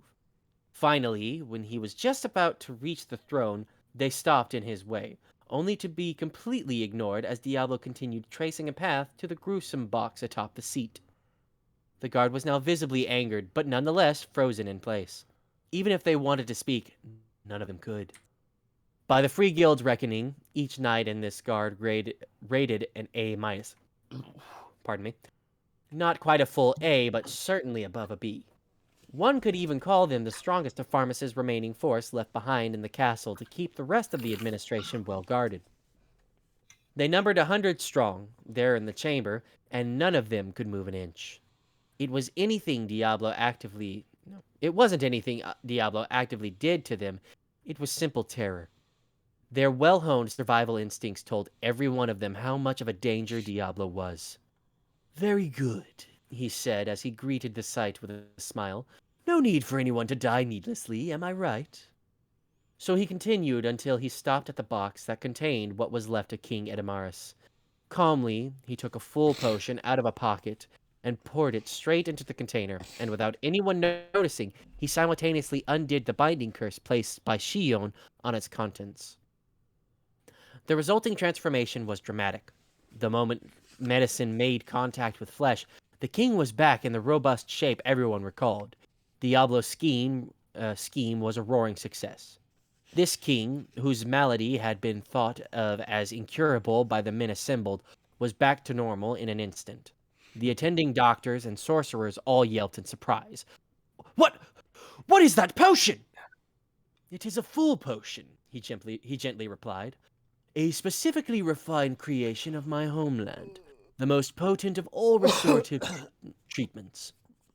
We export it only to nations on friendly terms with us. This introduction was a key part of the plan. The potion, after all, was Tempest's main economic weapon. Full potions were only rarely found worldwide, usually dug up from the ruins of ancient magical empires. One sip could perform miracles up to and including the regeneration of missing limbs. Only a revival elixir, an agent that provided nothing short of resurrection, could outclass it. The recipe for it had been lost over time, although rumor had it that dwarves were frantically trying to recreate it. If it was being actively manufactured, people the world over would seek it. Diablo had previously heard from Gabble that others about how eager Rimuru was to advertise this wonder drug. Unlike Shion, he was an enthusiastic pupil learning everything there was to know about Tempest in short order. Thus, despite the grimness of the situation, he didn't waste the opportunity to show off a little. That attention to detail made him stand out among Rimuru's staff. It was, in a way, a rather extreme example of Diablo's refusal to compromise on anything he did. One reason why antagonizing him was extremely ill-advised. Razin and Rahim, he knew, were scared that he might massacre everyone in the castle. But nothing could be further from his mind. Doing that would wipe out Rimuru's trust in him. He had been tasked with making Yom king of this realm, and Diablo wasn't stupid enough to risk that. In his mind, he had a cunning plan, the classic carrot and a stick. Careful applications of both would allow him to manipulate the minds of the ministers and noblemen gathered here. Make them consider it wiser to acquiesce than defy him. And if any one of them was foolish enough to make the wrong decision, he would cleanse the kingdom of their presence. That was the gist of it. The king was back in human form, much to the astonishment of his slack-jawed audience. Okay. To the casual observer, it looked every bit like the full potion alone had healed him. "How do you feel?" Diablo asked. Ed Morris, a tad pale in the face, but otherwise none the worse for wear, nodded back. Yes. Thank you. You saved me." This weak reply was half honest feelings, half scripted act. Ed Morris was doing Diablo's bidding. Tempter, Diablo's unique skill, was in the same family as Rimuru's own Merciless, allowing him complete control over anyone whose spirit he had sufficiently broken. Under its influence, if King Ed Morris ever attempted to defy Diablo's will, Diablo would immediately be informed of it. As the king put on the clothing hurriedly provided by an attendant and breathed a sigh of relief, Diablo motioned at him with his eyes. He nodded back. "Now, my liege, I have a message from Sir Rimuru, my own lord," said Diablo. I will be glad to hear it, messenger from the monster realm." This was the first time the king of Pharmus acknowledged Tempest as a sovereign nation. It was also a signal to everyone in the room. From this point forward, as far as King Ed Morris was concerned, Tempest would be recognized as an orderly negotiating partner, which in turn meant Diablo was the official representative of the other side of the war. It was as significant a gesture as Ed Morris could muster in an effort not to get on Diablo's wrong side, and thanks to that, any noblemen fostering ideas of revolt were silenced for good. Of course, nobody had any will to continue the war at this point. This declaration was less for Diablo's sake and more in hopes of protecting the king's own countrymen. "Allow me to give you his statement. 1 week from now, my lord wishes to hold peace talks between the representatives of both nations here in this land. Before we sign the peace treaty, you are asked to agree to the following conditions provided by us." Diablo took out several pieces of parchment paper. "You have the right to make your choices about these stipulations." After an ominous opening, the document laid out its terms, ostensibly written by Rimuru, but in reality written by Diablo. Its contents were, to be frank, revolting. The first article provided was for the king to be abdicated and the nation to pay war reparations. The second was for the nation to surrender to Tempest and become a vassal state. The third wasn't even a choice. It simply stated that if the first two choices were not replied to in the affirmative, the war would continue. These conditions may not have seemed like they altered the current situation very much, but they did. With Tempest now recognized as a state, Pharmus's footing after starting a war without so much as a formal declaration was shaky at best. None of its neighbors would want any part of it, and the Western Holy Church would doubtlessly have their hands full with Veldora. Nobody in the room imagined that any local power would go out of their way to help Pharmus. It was, in other words, blackmail. A threat to raise the land avoidably only by swallowing a litany of intolerable rules. Diablo read all the conditions out loud, his haughty voice reaching every corner of the room, the glee evident on his face as he enjoyed the nobility's reaction. When he was finished, he could hear one of the ministers whisper, "Ridiculous," in a half wail. This he ignored as he turned toward King Ed Morris and bowed. "That is all. Please have a response ready for us in a week's time." "Wait a moment. That is far too little time for us to work with. At least provide us a month to—" "Silence! Silence. I have a short temper. But, sir, this is not a matter we can decide upon in the royal parliament. We must summon the regional barons and stage a vote with the entire assembly. I said silence! Your logistical issues matter little to me. And I will also suggest not to attempt any juvenile tricks." No, wait. Is this Diablo? Yeah, this is Diablo. Oh, I think so. Okay. Yeah, Might be. Yeah, losing his cool, literally, yeah, he's not losing his Okay. cool. It's if he loses his cool, it's gonna be calm and Pharmus low. is gone. It's gonna be, I said silence. Right. Your logistical matters matter little to me. Your logistical issues matter little to me. Yeah, he's talking down to these people. They're beneath any him. Juvenile tricks with us. Yeah. These deadline-extending excuses shall not be tolerated. If there is no reply after a week, we will take that to mean you wish to continue hostilities. I ask to provide your full consideration of this matter. And with that one-sided caution, Diablo turned his back to the king and his court. He could hear someone loudly calling him a tyrant, but it didn't bother him. He simply left Yom and his men behind and walked out alone, his work apparently done for the day. That's still me, right? I love if he would just no, turn that's around done. like, thank you. That's it. We're done with that part. We are now on page 38. Sonic, you're taking over until we hit 40. All right. Something. 48. And then I'm gonna from 48 I'm gonna hand it over to Shem and let you take us home to 59. It's been a harder week. Country road, take me home. Not where I thought we were going with that, but okay. You can do it. Yeah. Go for it. Well, I go to. Oh, okay. Yeah.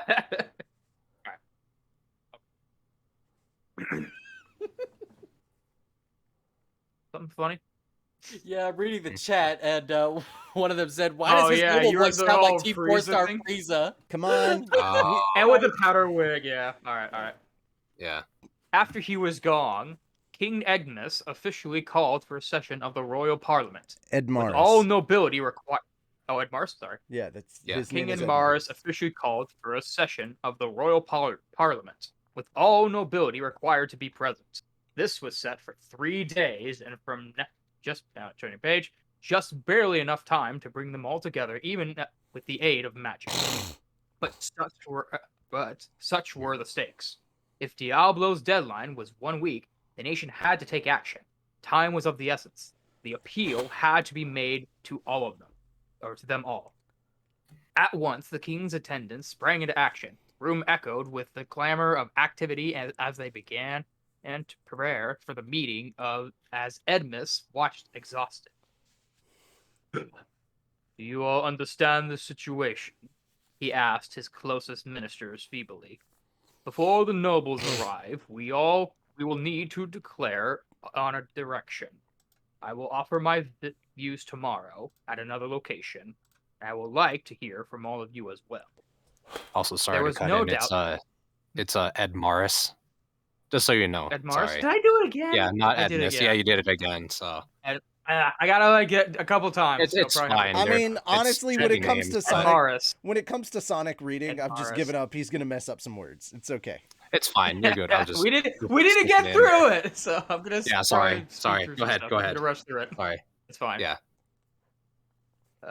I still want you to act. I still want you to act and like read this as though as though you were like recording for an audiobook, but you don't have to rush through it.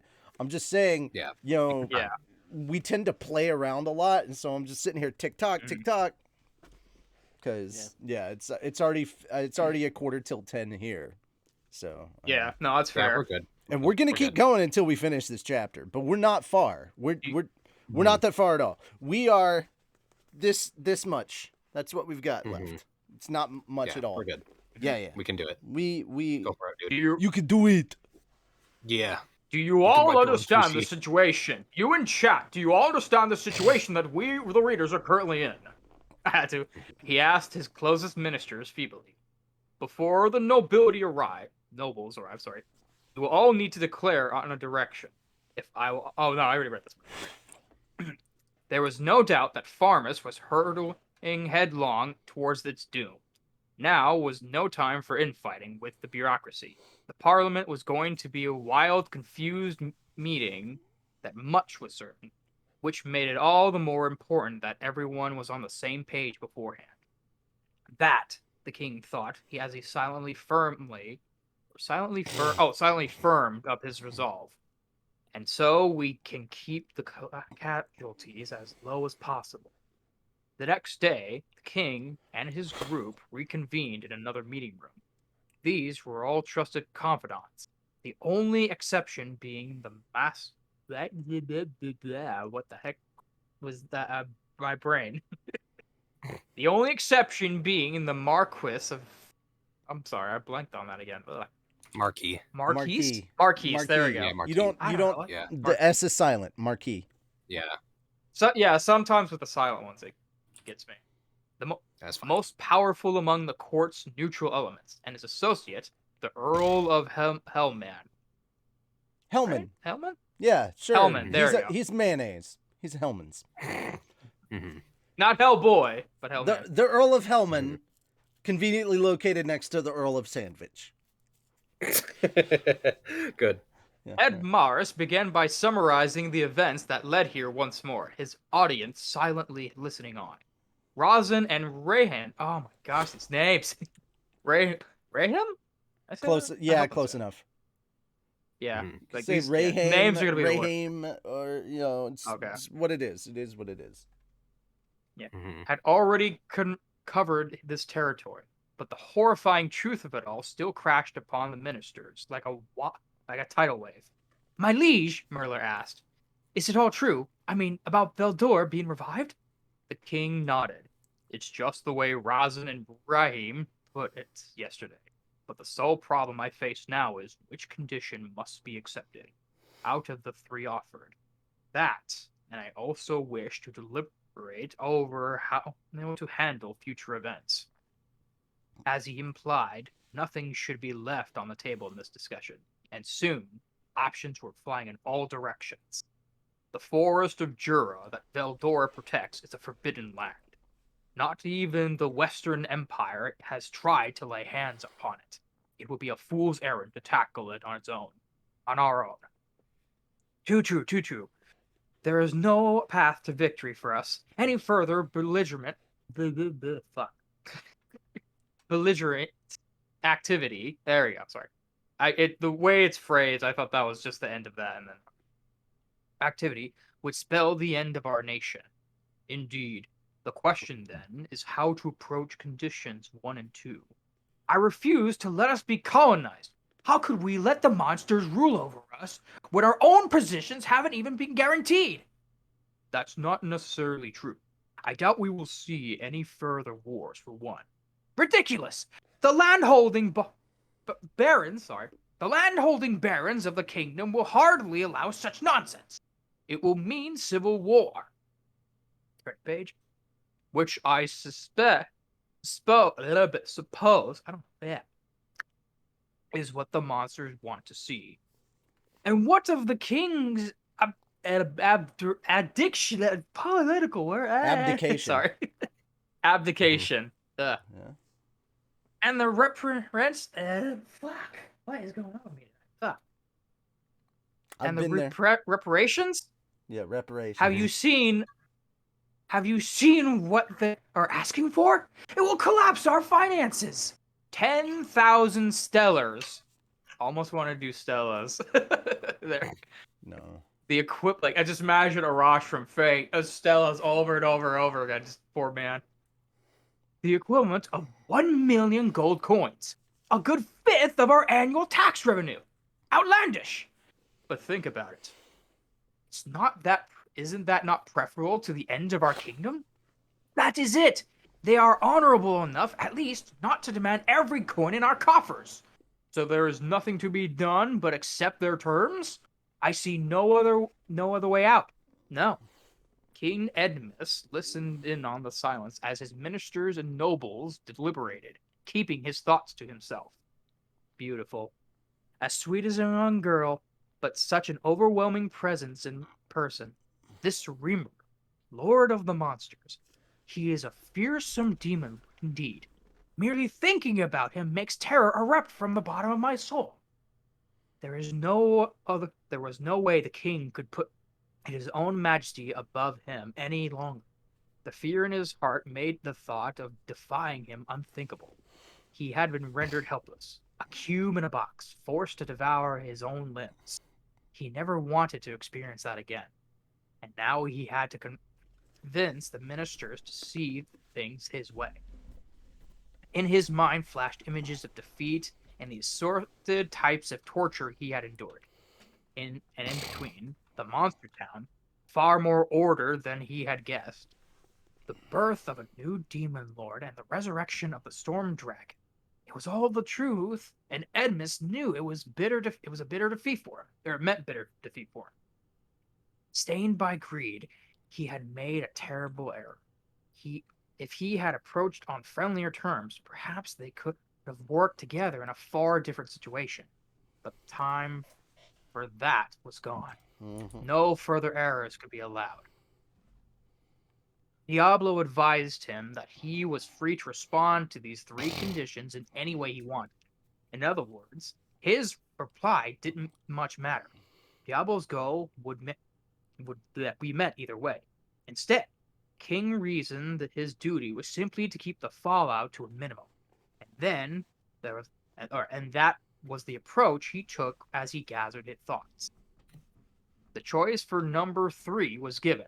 Further war would mean annihilation, from the king to the lowest citizen.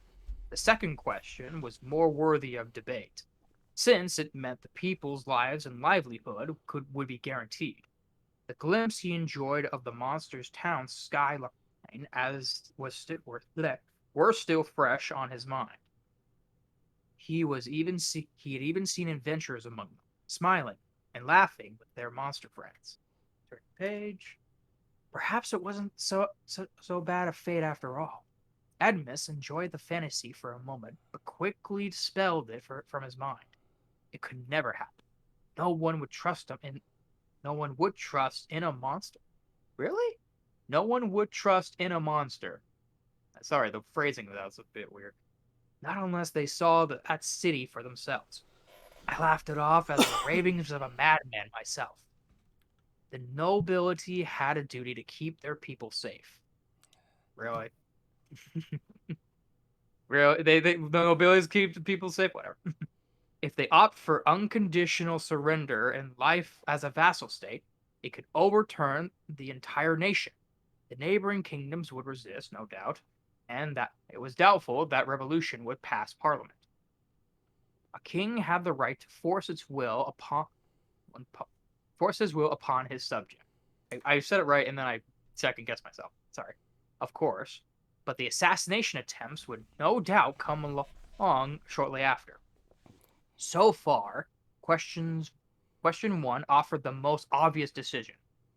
Abdication meant that Edmus would step down, handing the crown over to someone else, and be made to swear never to wage war again. There was a demand of reparations, yes, and while there was no legal basis for that, it was difficult for him to turn it down.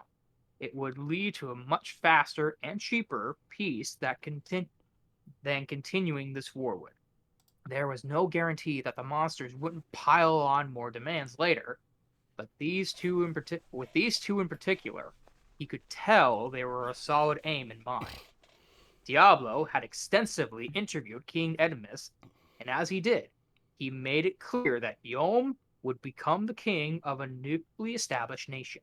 Edmus had 3 children, 2 girls and 1 boy, the youngest. His daughters were married off to noble families abroad, which left his 10-year-old son the only visible heir. If his king addicted now, there was every chance of a bloody power struggle. King even had the idea of who would aim for his throne. There would be Edward, his half-brother, and the head of the nobility faction in this palace. Reading that far in, Edmus could tell what Diablo wanted. He sought to take advantage of this potential power struggle and make the royalists and nobility fight against each other. In fact, they were bound to happen no matter what decision he made. Whatever he chose, Diablo could easily factor that into his own plan. The king sighed to himself. So it just didn't matter. And if it didn't, if the results were the same regardless, all right, everyone, allow me to state my views. Just when the debate started to die down, King Edmus began to speak. The nations of monsters calls itself the Jura Tempest Federation. It is a gathering of assorted species of monsters, all bound together by an overseer by the name of Reaper. I do not feel it is such a bad thing to join them in this federation. You seek to become a vassal state? No, not like that. I am merely stating my beliefs that their nation is governed in a surprisingly peaceful manner. He stopped for him, allowing the audience to gauge just how resolute his expression was. This war was a mistake. It was not for the sake of our people, but for our own greed. That is why the heavens sought to forsake me.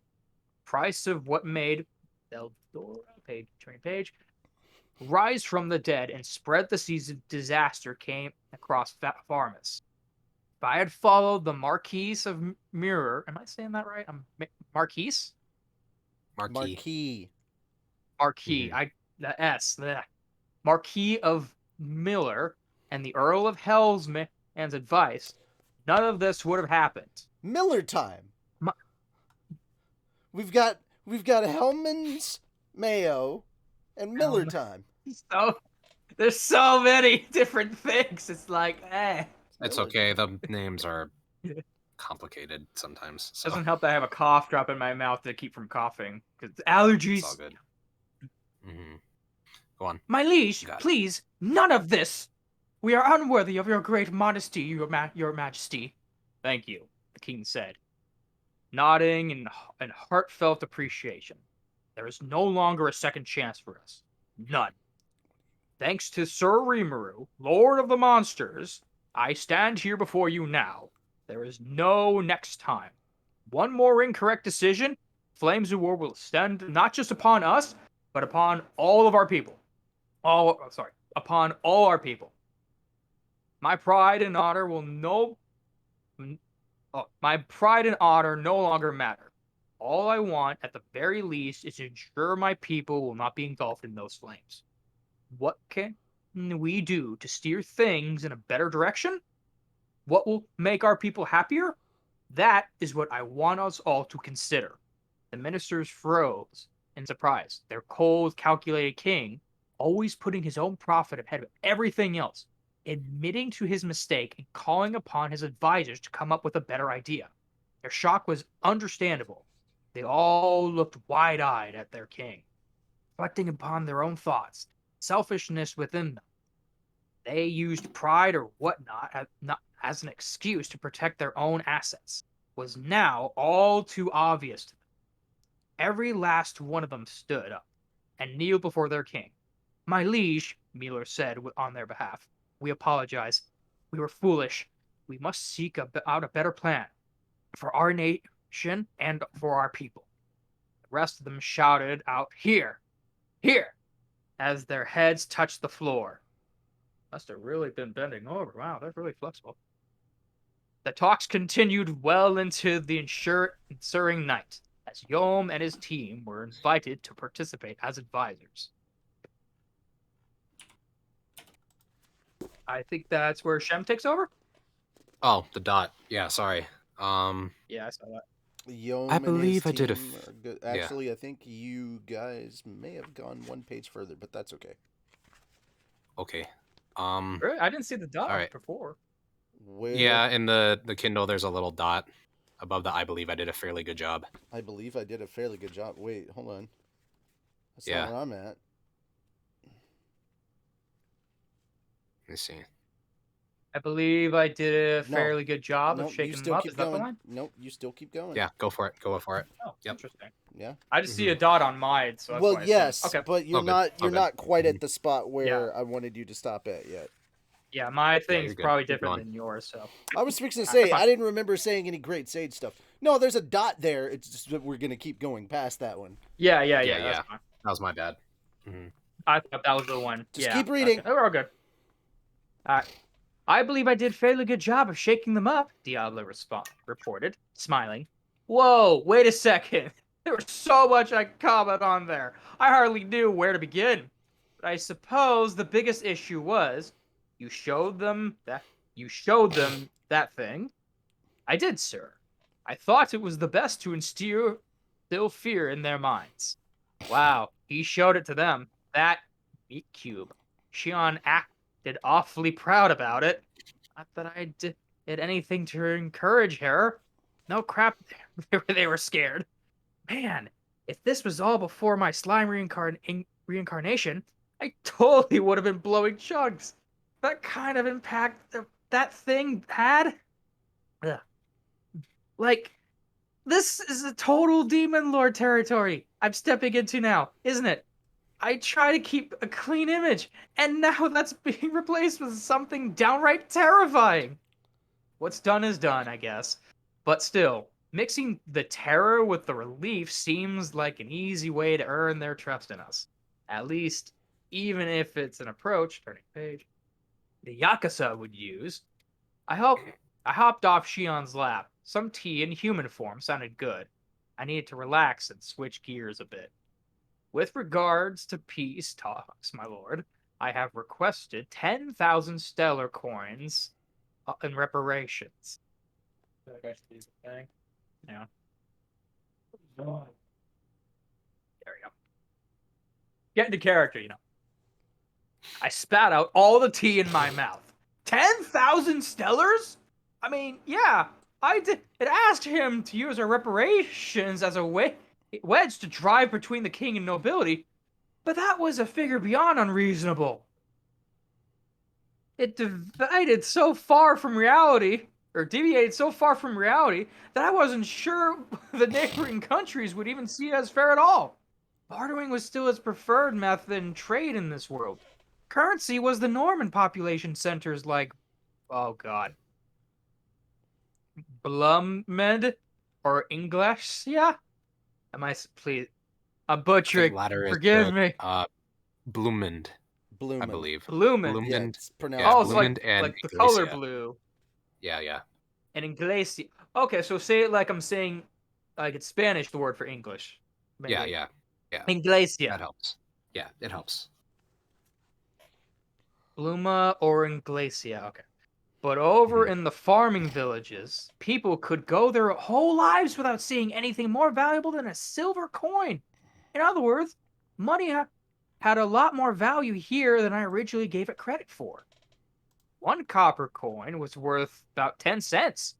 One silver coin was about $10. $20. Bleh. And one gold coin was about 1,000.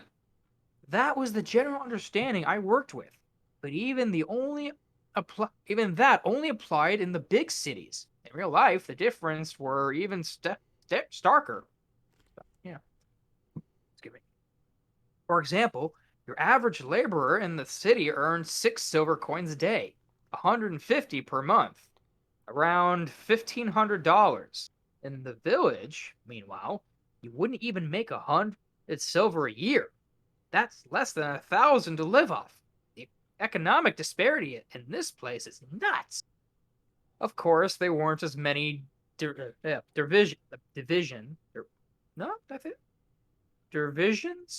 No, I'm saying that wrong. Diversions. I know I'm saying that wrong. Wait, Diversions. Thank you. Mhm. Diversion. There weren't as many diversions Okay, that was to the blow word? your income on. Yes, diversions. That would be correct. Diversion. That just seemed like a weird word for that sentence. I don't know. You probably weren't throwing your money around all that much. Really, coinage didn't hold much purpose at all for a lot of people. To put it one way, disparity or not, your living circumstances didn't change that much from social class to social class. And if you consider the lack of any international financial organization declaring the terms of the economy, maybe it was healthier this way anyway. This meant, perhaps, that right now was the best shot at building an economic superpower. Diablo's a smart guy. When he heard me talking about multiple races shaping one another's prosperity earlier, he immediately connected that the economic domination, or he connected that the economic domination we need. That's a period. Weird. We needed a distribution network, one capable of bringing products from low to high demand areas, and coinage was a must for that. Taking control of the flow of money would let us essentially dictate the world economy. There were many local currencies used by the world's nation, but in practice, the coin of the dwarven kingdoms was the main one in use. it would be easy to build a world economy sphere reliant upon a single currency. I could imagine that being on Diablo's mind as he made his moves. 1 second. Take a sip.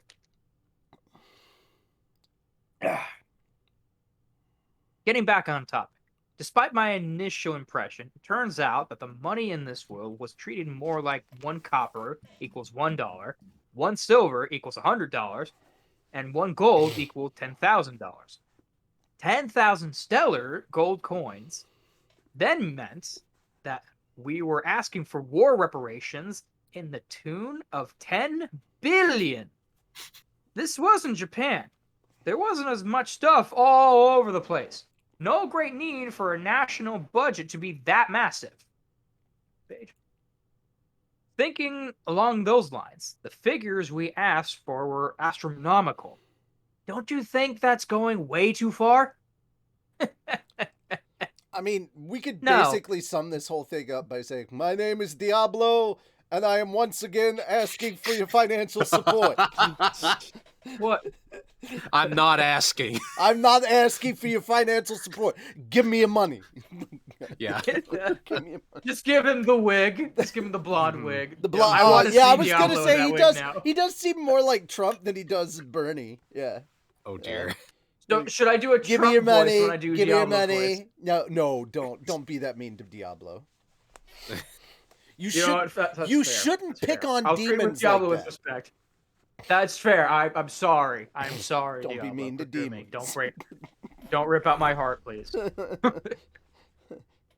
Don't. No, it was not a problem at all. It was not a problem. I gave them 3 choices, but there was only one real answer. Question: 3 hardly deserve debate, and neither does question 2. The only decision to make is on question 1, and it's from there that their negotiations will begin, I suppose.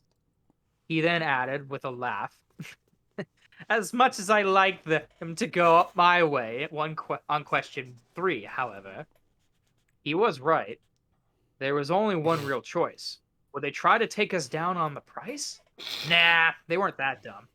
They might ask for payments spread over 10 years, perhaps, if they couldn't cover it now. I have no intentions of offering a discount, offered Diablo. Parmus will be forced to give in to our demands. However, I doubt it will even come to pass anyway. If that amount of coinage leaves their markets, the effect on their their markets, the effect on their economy would be staggering. Yeah, I bet. I'll bet. I knew Diablo was doing this on purpose. I suppose that they'll decide to do is force the obligation on third party. Oh? Here's what... sorry. Here's what is that... Blah, blah, blah, tongue twister there. Was that... I can't say the combination. Here's what is Diablo pictured. Basically, they'd make a deposit, then pay off the balance with something else. That way, even if the owner of that something had refused to back up with coin, there was no longer any of the king's bids. They'd be off the hook, and if we complained about it, they would turn us away and claim they lived up to their end of the bargain. The approach would only work if you were dealing with a very stupid advisory. But if we fell for it, they could be in trouble. What would we do then? It all factored into the plan. I'm sure we can recover at least 1,000 stellars, and that would wrap up the first part of the operation. Huh? Hang on. How do you know we can earn that much? Oh, that? Simple. To sum up, it was because Farmus simply didn't have much immediate use for the stellars. That actually made sense. If you think about it, with 1 coin's worth of 6 or 7 figures, trying to make change for them must have been a huge pain in the ass. It was nothing more than a hoard use unless you were engineering some huge deals. And they were likely figured, in Diablo's estimation, that coughing up a decent number wouldn't affect them all that much day to day. Gold coins were what drove the national budget most of the time. So the stellars were most like securities, inaccessible under normal circumstances. In a world without banks, you couldn't generate interest off them. So maybe they wouldn't put so much up of a fight. Let me try again. So maybe they wouldn't put up much of a fight about them after all. Well played, Diablo. I was willing to meet them in the middle and ask for somewhere between 100 and 300 stellars. About 1 million per victim. $1 million per victim and are on our end. Plus a little consideration off the roof and we had to repair. That was the minimum I was comfortable with. So if Diablo thought he could extract a turning page 1,000, then I had no problem with going on the bargaining table. A cool billion was still more than enough for anything I could imagine. Diablo, meanwhile, wasn't content with that. He was also formulating a plan to trigger civil war with informants. Scary guy. What more do you really need for them if we already recouped our losses? King Edmus may be freed, but he is now my willing puppet. He is under the thrall of my tempered skill. Right? Tempter skill. Sorry. Mm-hmm. Tempter skill. Mm-hmm. So I can will him to do anything I want, to some extent. In other words, with Tempter activated, Diablo had life or death power over the king. He couldn't fully take over his consciousness or anything, but Diablo had the right to will him dead at any moment. As long as he kept following his orders, all was well. But if he showed any sign of rebellion, Diablo would immediately spot them. He could kill the guy off right there and then. And if he understood that, a betrayal just wasn't going to happen. Trolling people with terror is a scary skill. It's a pretty scary skill, huh? Everything's fine if you don't cross Diablo. But still, anything that's how Diablo was observing King Edmus' behavior. Oh, I'm sorry. Anyway, that's how Diablo was observing King Edmus' behavior. As he hoped for, the kings primarily deliberated over questions 1 and seemed ready to abandon the throne. He had asked Muller and Helsman call upon Edmus to take responsibility for this crisis. But that's no longer seemed to be necessary. I guess Diablo had been building relationships with the royalists in the capital. 2, something that there we go. Something that diverted from the original plan a little bit, but actually worked out for the better. As he explained it, when Edmus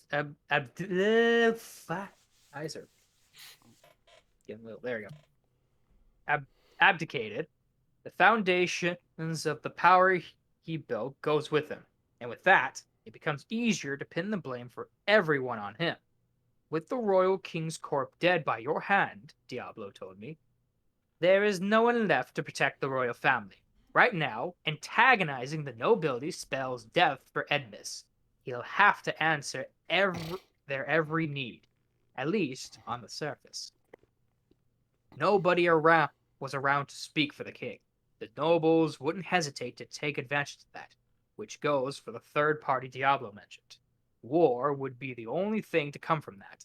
The nobility wanted to make King Edmus into a sacrifice, and the king was racking his brain for ways to fight that. Edmaris? Oh, sorry. Mm-hmm. I kept saying Edmus, didn't I? I just realized. Yeah, you did, and I was just letting you do your thing. I'm sorry. So, it's okay. I just remember there's an R there. Was racking his brain for a way to fight back. Okay, so what's next then? The royalists didn't really have an army, and they were bound to be pummeled. How could we avoid that? I think that's your line. Rich? I was waiting.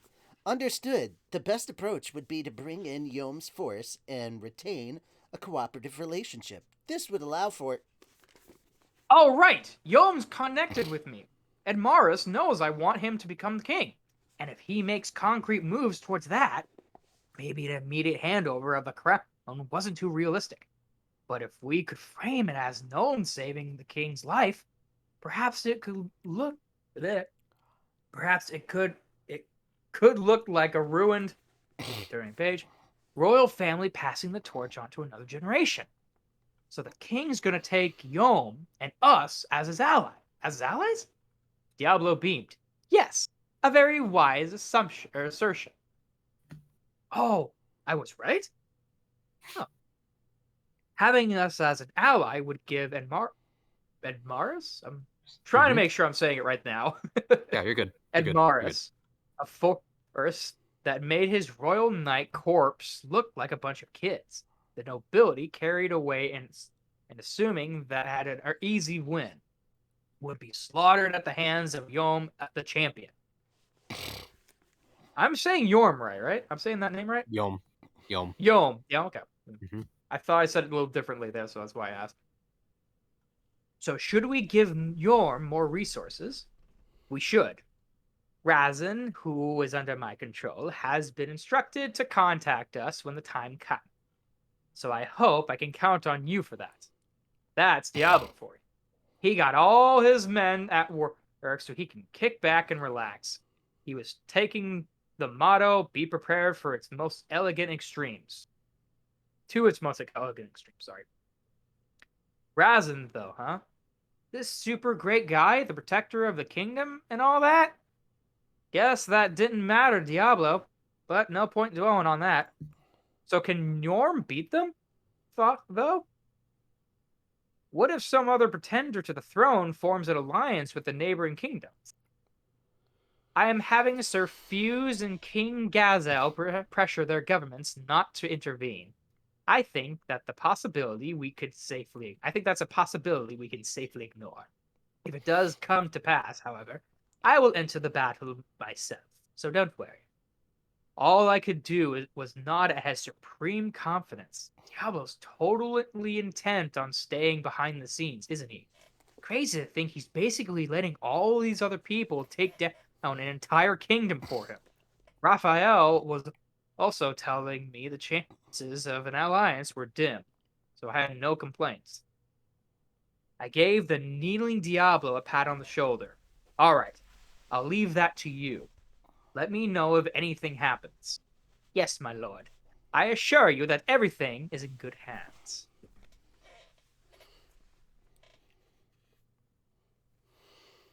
Okay, that's I think the dot there. Oh, is that where I take over? Oh yeah, sorry. So, yes. Yeah, sorry. There's an asterisk. I thought that was a state on my screen. So now I know he's briefed, right? Mm-hmm. Yeah, that's where we're at. Yep. Okay. And then you're gonna read to the end of the chapter. Go for it. You got it. All right. So now I had been. I'll take it home. So now I had been briefed on the general outline. Just when I was checking up on the little details, Haruna came in with a new dessert, something to accompany the tea, as she put it. Is this the green tea custard? It is, Sir Rimuru. I may not be up to Lady Shuna's quality yet, but I do believe I'm improved. With a soft smile, Haruna set the plates on the table. Veldora, who had been reading manga without bothering to join the conversation, picked that moment to join me there, as if he earned the right. Oh, some for me, then. Of course, Sir Veldora. He gave a gregarious nod and reached out for a plate of the eggy treat. Sir Veldora, Diablo said as he offered his own plate to him, here is your promised portion. You are a man of your word, Diablo. Talk about a cheap bribe. You don't want any Diablo? Or, you don't want any Diablo? I asked, figuring Haruna could always scare up another one, but Diablo bowed politely in response. I paid my portion in exchange for the information I received. There is no need to be concerned for me.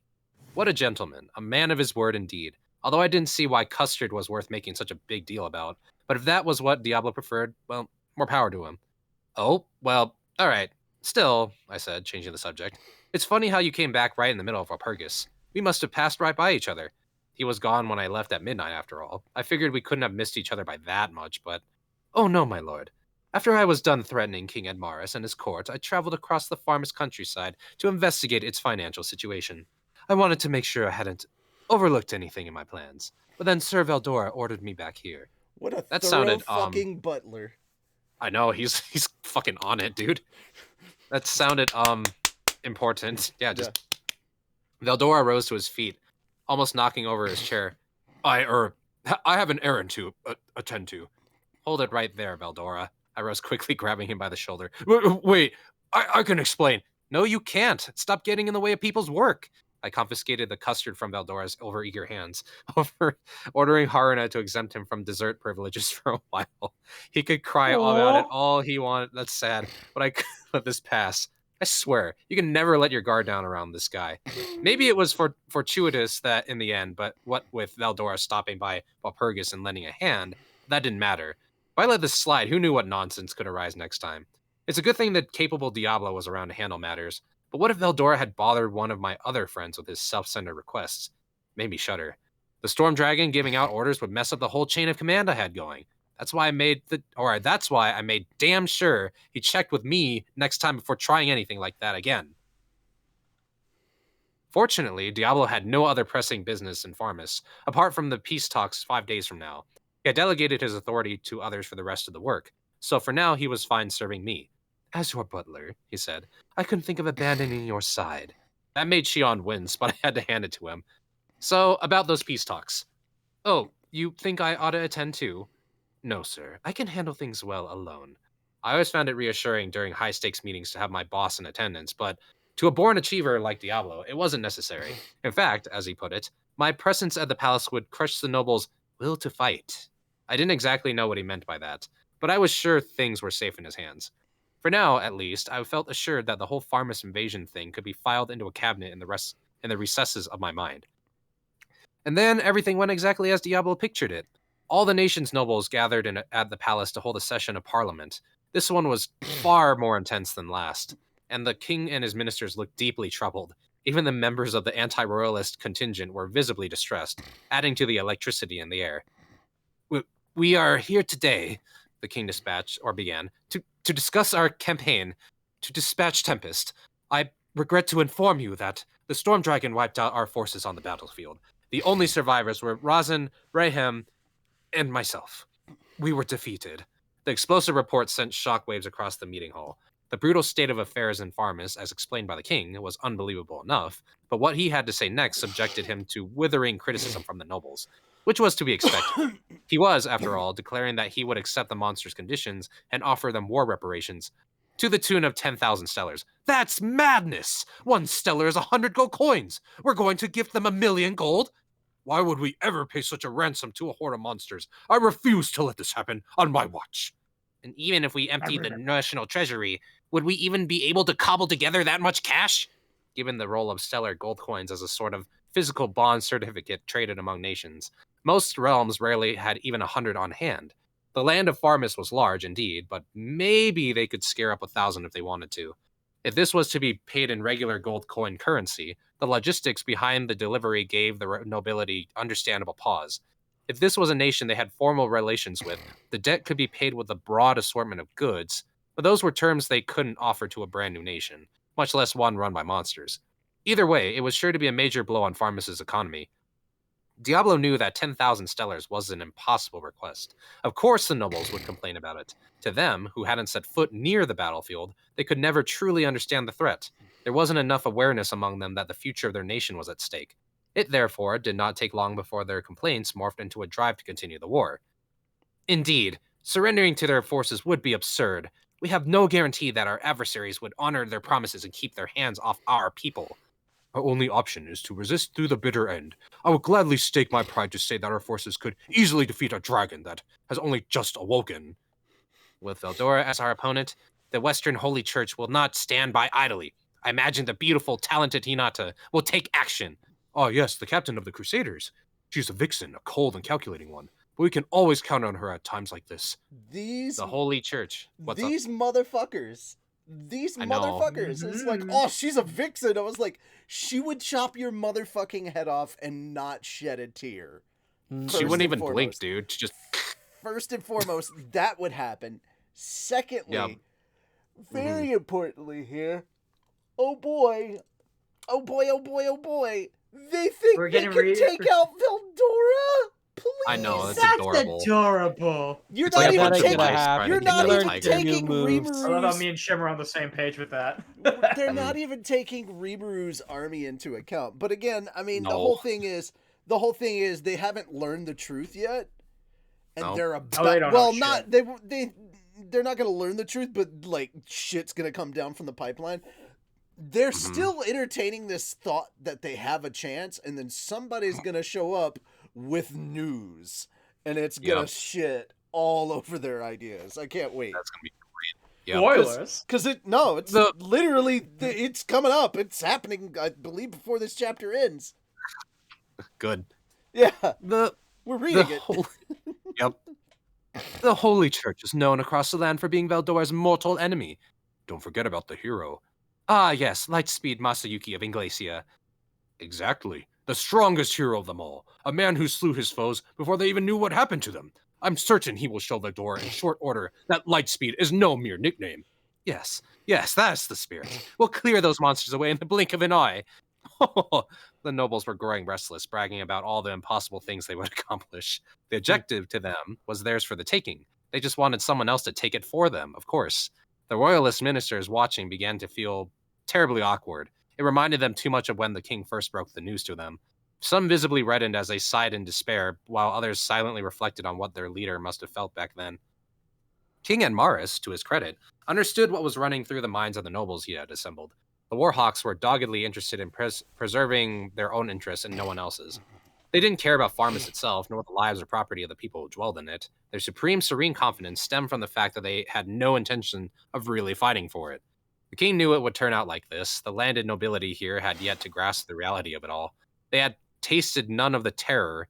They had no interest in facing the brunt of this menace. They just wanted to stay holed up in a safe place and make someone else duke it out. If it ended in defeat, they would all refuse to be held responsible for it, no doubt. And maybe they could have turned into a cube of meat. It's true. You're not wrong. None of you. It's true. It's absolutely true. It's like you see that and you're like, yeah, we can take them. Fuck that, man. Maybe they could have. Big deal. I could do that. Yeah, it's like whatever, man. Not impressed. I could do that too. Yeah. Good. And maybe we gotta keep going though, because it's almost. Yeah, sorry. I'm going. Continue. It's okay. And maybe they could have gotten away with coasting like that before. Farmus was large, its land giving it several decisive advantages over its neighbors. But that wasn't going to work now.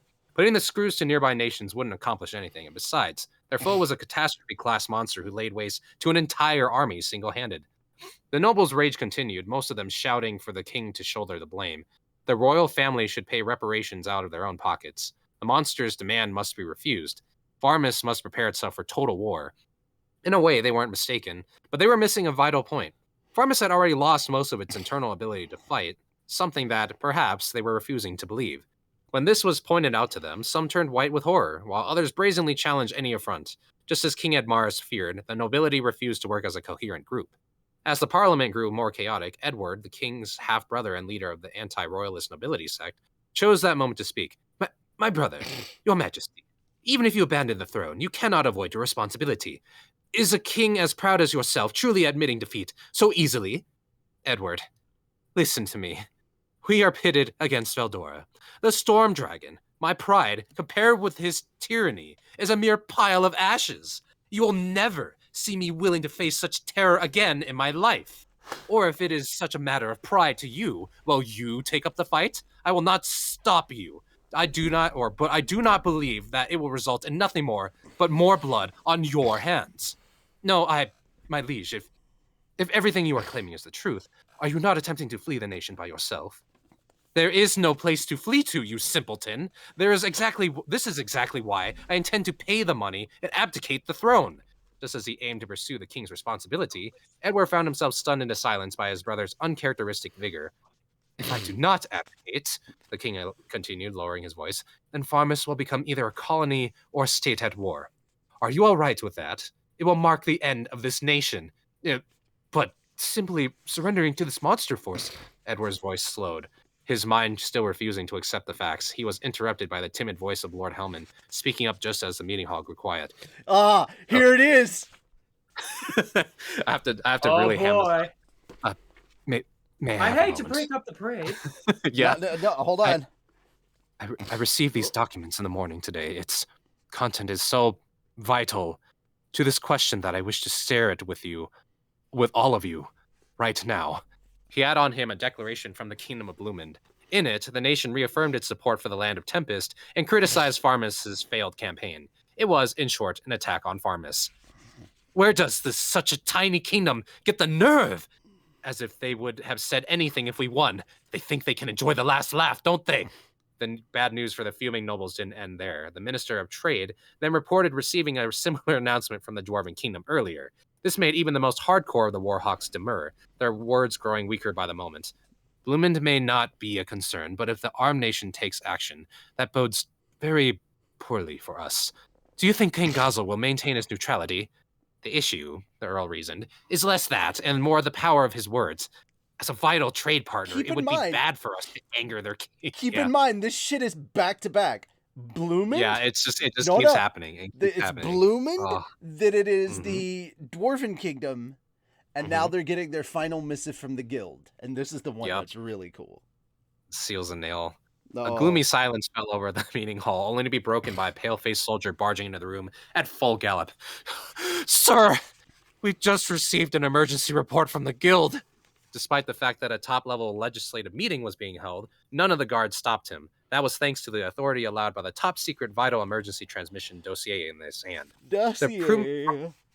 Dossier. I've never heard it as a dossier. It's like... Yeah, dossier. Excuse me. I was going to say, it sounded more like do-si-do.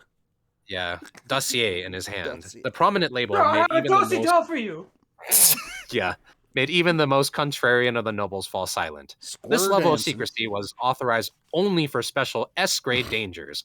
The Free Guild had a deal with the world's governments where impeding its delivery was a crime as serious as treason. Give it to us, King Edmaris flatly stated. With a shaky hand, the soldier extracted a sheet of paper from the envelope and slowly read. The monster Rimuru, who had named himself Overseer of the Forest of Jura, has reportedly declared himself to be a demon lord? What? It is in fact good news, no? Our nation is saved. Yes, the other demon lords will not take kindly to this. This Rimuru fellow has sorely... Sorry, what? No, they haven't heard the rest. Let them continue with their false little hope. Yeah. This Rimuru fellow has sorely overreacted. He will learn the terror a true demon lord brings to this world shortly. He is a true demon lord. Perhaps the other demon lords will defeat Veldora alongside him. Yeah! Cheers erupted from the nobility the moment the messenger paused to take a breath. What the soldier had to say next quickly restored the silence. We have word that resisting this declaration. Sorry, what? Go ahead. Can I do the soldier? I like this guy. Yeah, go ahead. Go ahead. Okay, yeah. We have word that resisting this declaration, the demon lord claimant challenged the demon lord Rimuru to a duel and lost his life in the process. Gasps filled the room. What? Huh? Impossible! Where is Carrion, the Beastmaster? What happened to Frey, the Sky Queen? Are they simply letting this upstart take over the forest of Jura? The shock was real. Now their foe was a full-fledged demon lord. But as the nobility questioned what the demon lords adjacent to Jura were doing, the soldier finished reading the missive. Regarding Carrion and Frey, they have reportedly renounced their seats as demon lords and agreed to affiliate themselves with the demon lord Milim. The group is in the midst of restructuring itself as the 8 current members naming themselves the Octagram. The anti-royalist fellow. BAM, bitch! There it is. There's the mic. It's gone. So we gotta just change the name and everything. That's cool. All right, anyway. So they knew go. Now. Oh, sorry. If it wasn't bad enough hearing that Blumend was like, hey, if you fuck with Tempest, we got their back. The Dwarven Kingdom, hey, if you fuck with Tempest, we got your back. Oh, by the way, if you fuck with this demon lord, the Octagram has his back.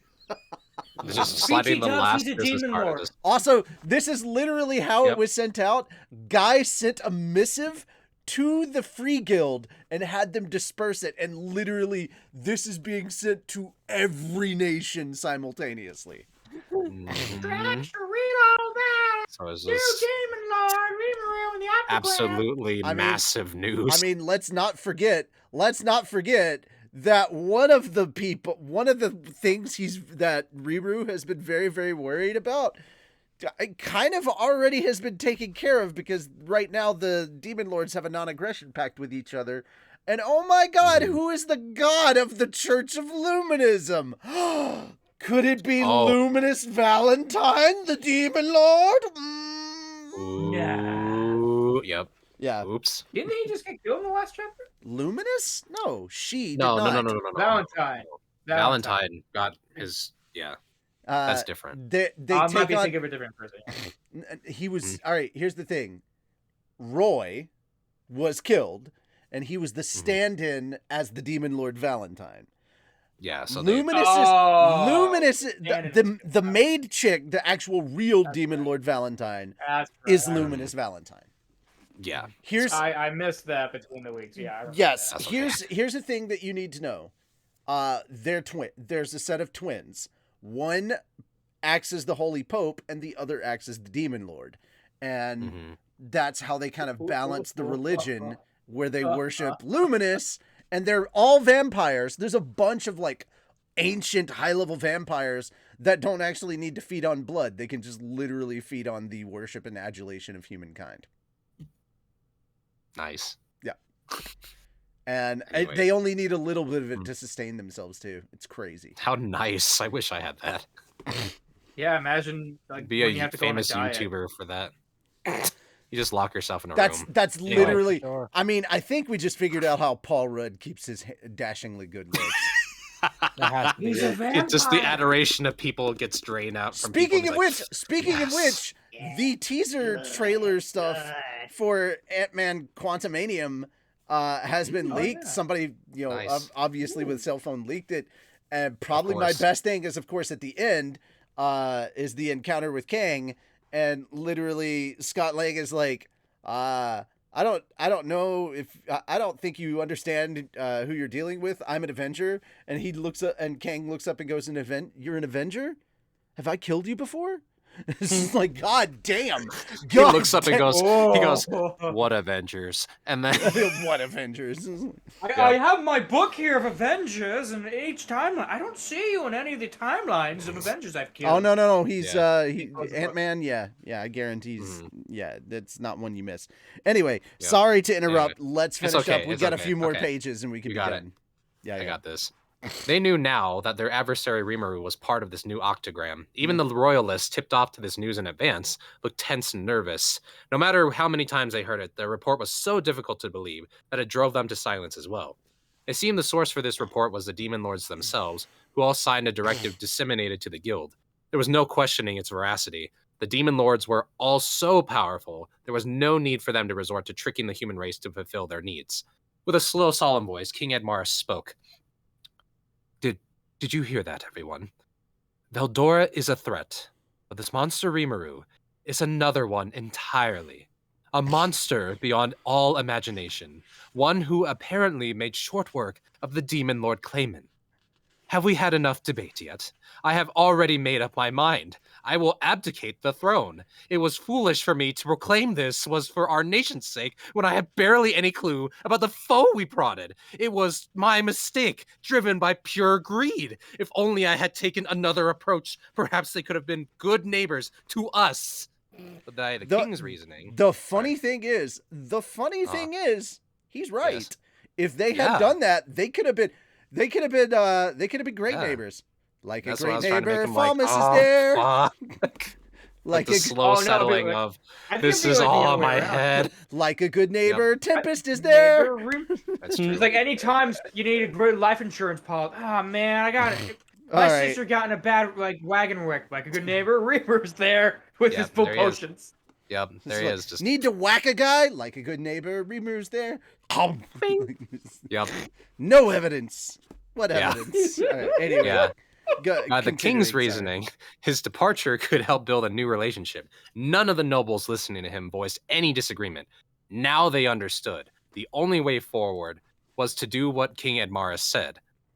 Thus, I will leave my post as king, and I wish to nominate Edward as my successor. My brother? What? Not Prince Edgar? The hall was thrown into chaos once more. It was a given that Edmaris would give the throne to the sole prince of the nation. That was why Edward was working so hard to make his presence known. He knew Edmaris, his elder brother, had to go, and the opportunity was like a dream to him. Even if Prince Edgar was awarded the throne, it was still a golden chance to state his case for next time. The prince was only 10 years old, but as long as the king's brother was still alive, he would not have another regent regent ruling in his stead.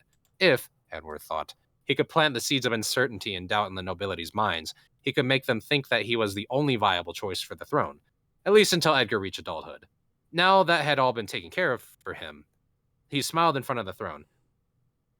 "We face difficult times ahead," muttered Admaris bitterly. "Edgar is still too young. He will have trouble overcoming any of it." Reactions were varied, but a healthy contingent was already convinced. The Marquis of Muller spoke first. "I believe that is the best solution, my liege." Edward internally gloated at this. If he had the head of the neutral faction's endorsement, there was no overturning this decision. And once he had the throne, this crisis could be deftly handled. Such was his conviction. They could find one way or another to delay the payments, buying time to get their neighbors involved and go on the offensive.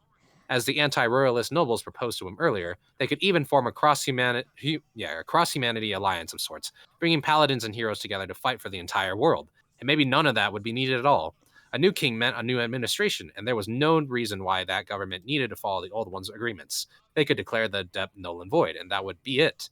If Tempest complained about it, they could just keep pinning the blame on Admaris, the ex-king. It was a simple thing, but it was enough to convince Edward.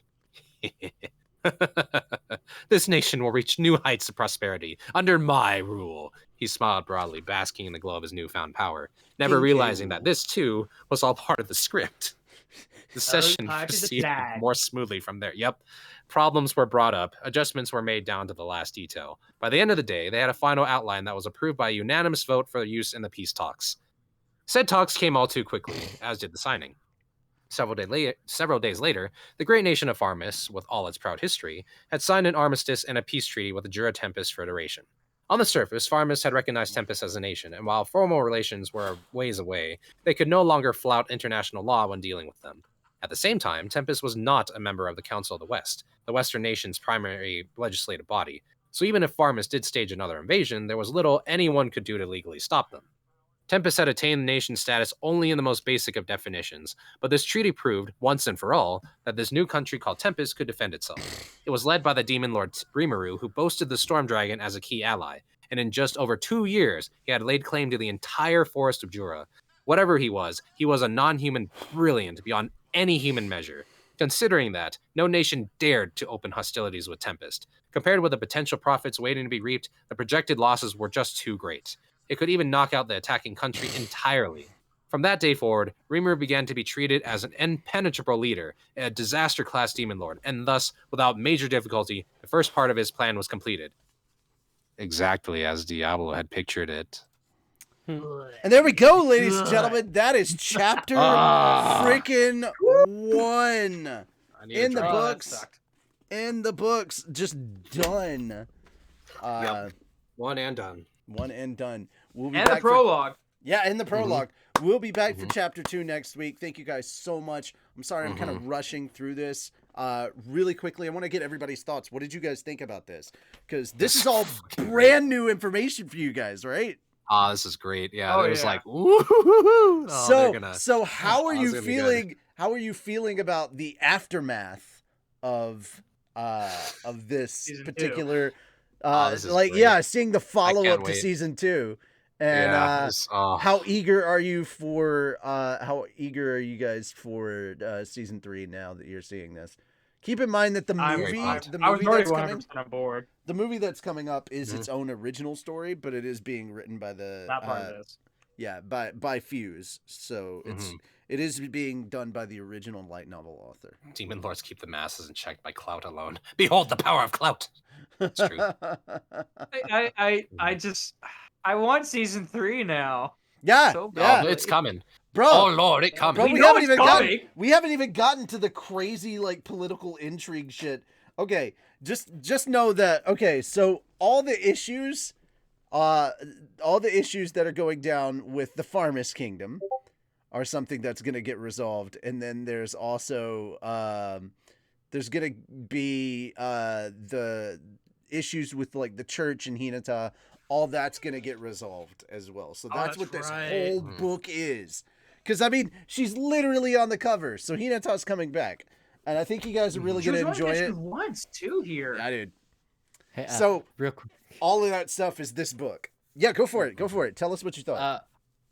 it was really fun. It was very enjoyable watching all the nobles and everyone just panic as freak out. everything just kept growing. Just like, oh, Yeah. by the way, Rimu's got this guy. Rimu's got this guy. Rimu's got this guy. By the way, you know he's the got this demons. one, Yeah, they're all this with one, him. and don't forget this. They're one. all pals. No, Yeah, I they're all loved buddies. all their crafting where they're like, oh no, we can totally get away with this. No biggie. We're saved. Like, By the way, he's killed that dragon we talked about. Oh, by Like- the way, No, the Claim demon it. lords are Claim with it. him. literally, these motherfuckers were just trying to think of ways to save their power and their influence and their wealth. That's all they gave a shit about. And I mean, to be fair, that was kind of the nobility that the king had set up. That was like the whole system that they had going.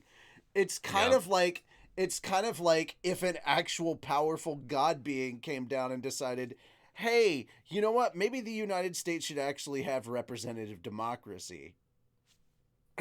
Yeah. And that you're not allowed to make money off of being a public servant. Like, if you go into public service, you should just be a public service. I'm no great genius or mathematician or any of that shit, but I have a feeling that if religion wants to stick its big fat fucking nose into politics, it is welcome to do so. But they owe us about 200 plus years of back taxes. And then they have to start paying taxes. And you know what? We could take all that money and we could feed everyone. And we could get rid of all the homeless issues that we're having. A lot of those back taxes, we could take that money and fix our fucking infrastructure. Yeah, and that too. And fucking we could fix the healthcare. Universal situation. healthcare. Universal healthcare. That's it.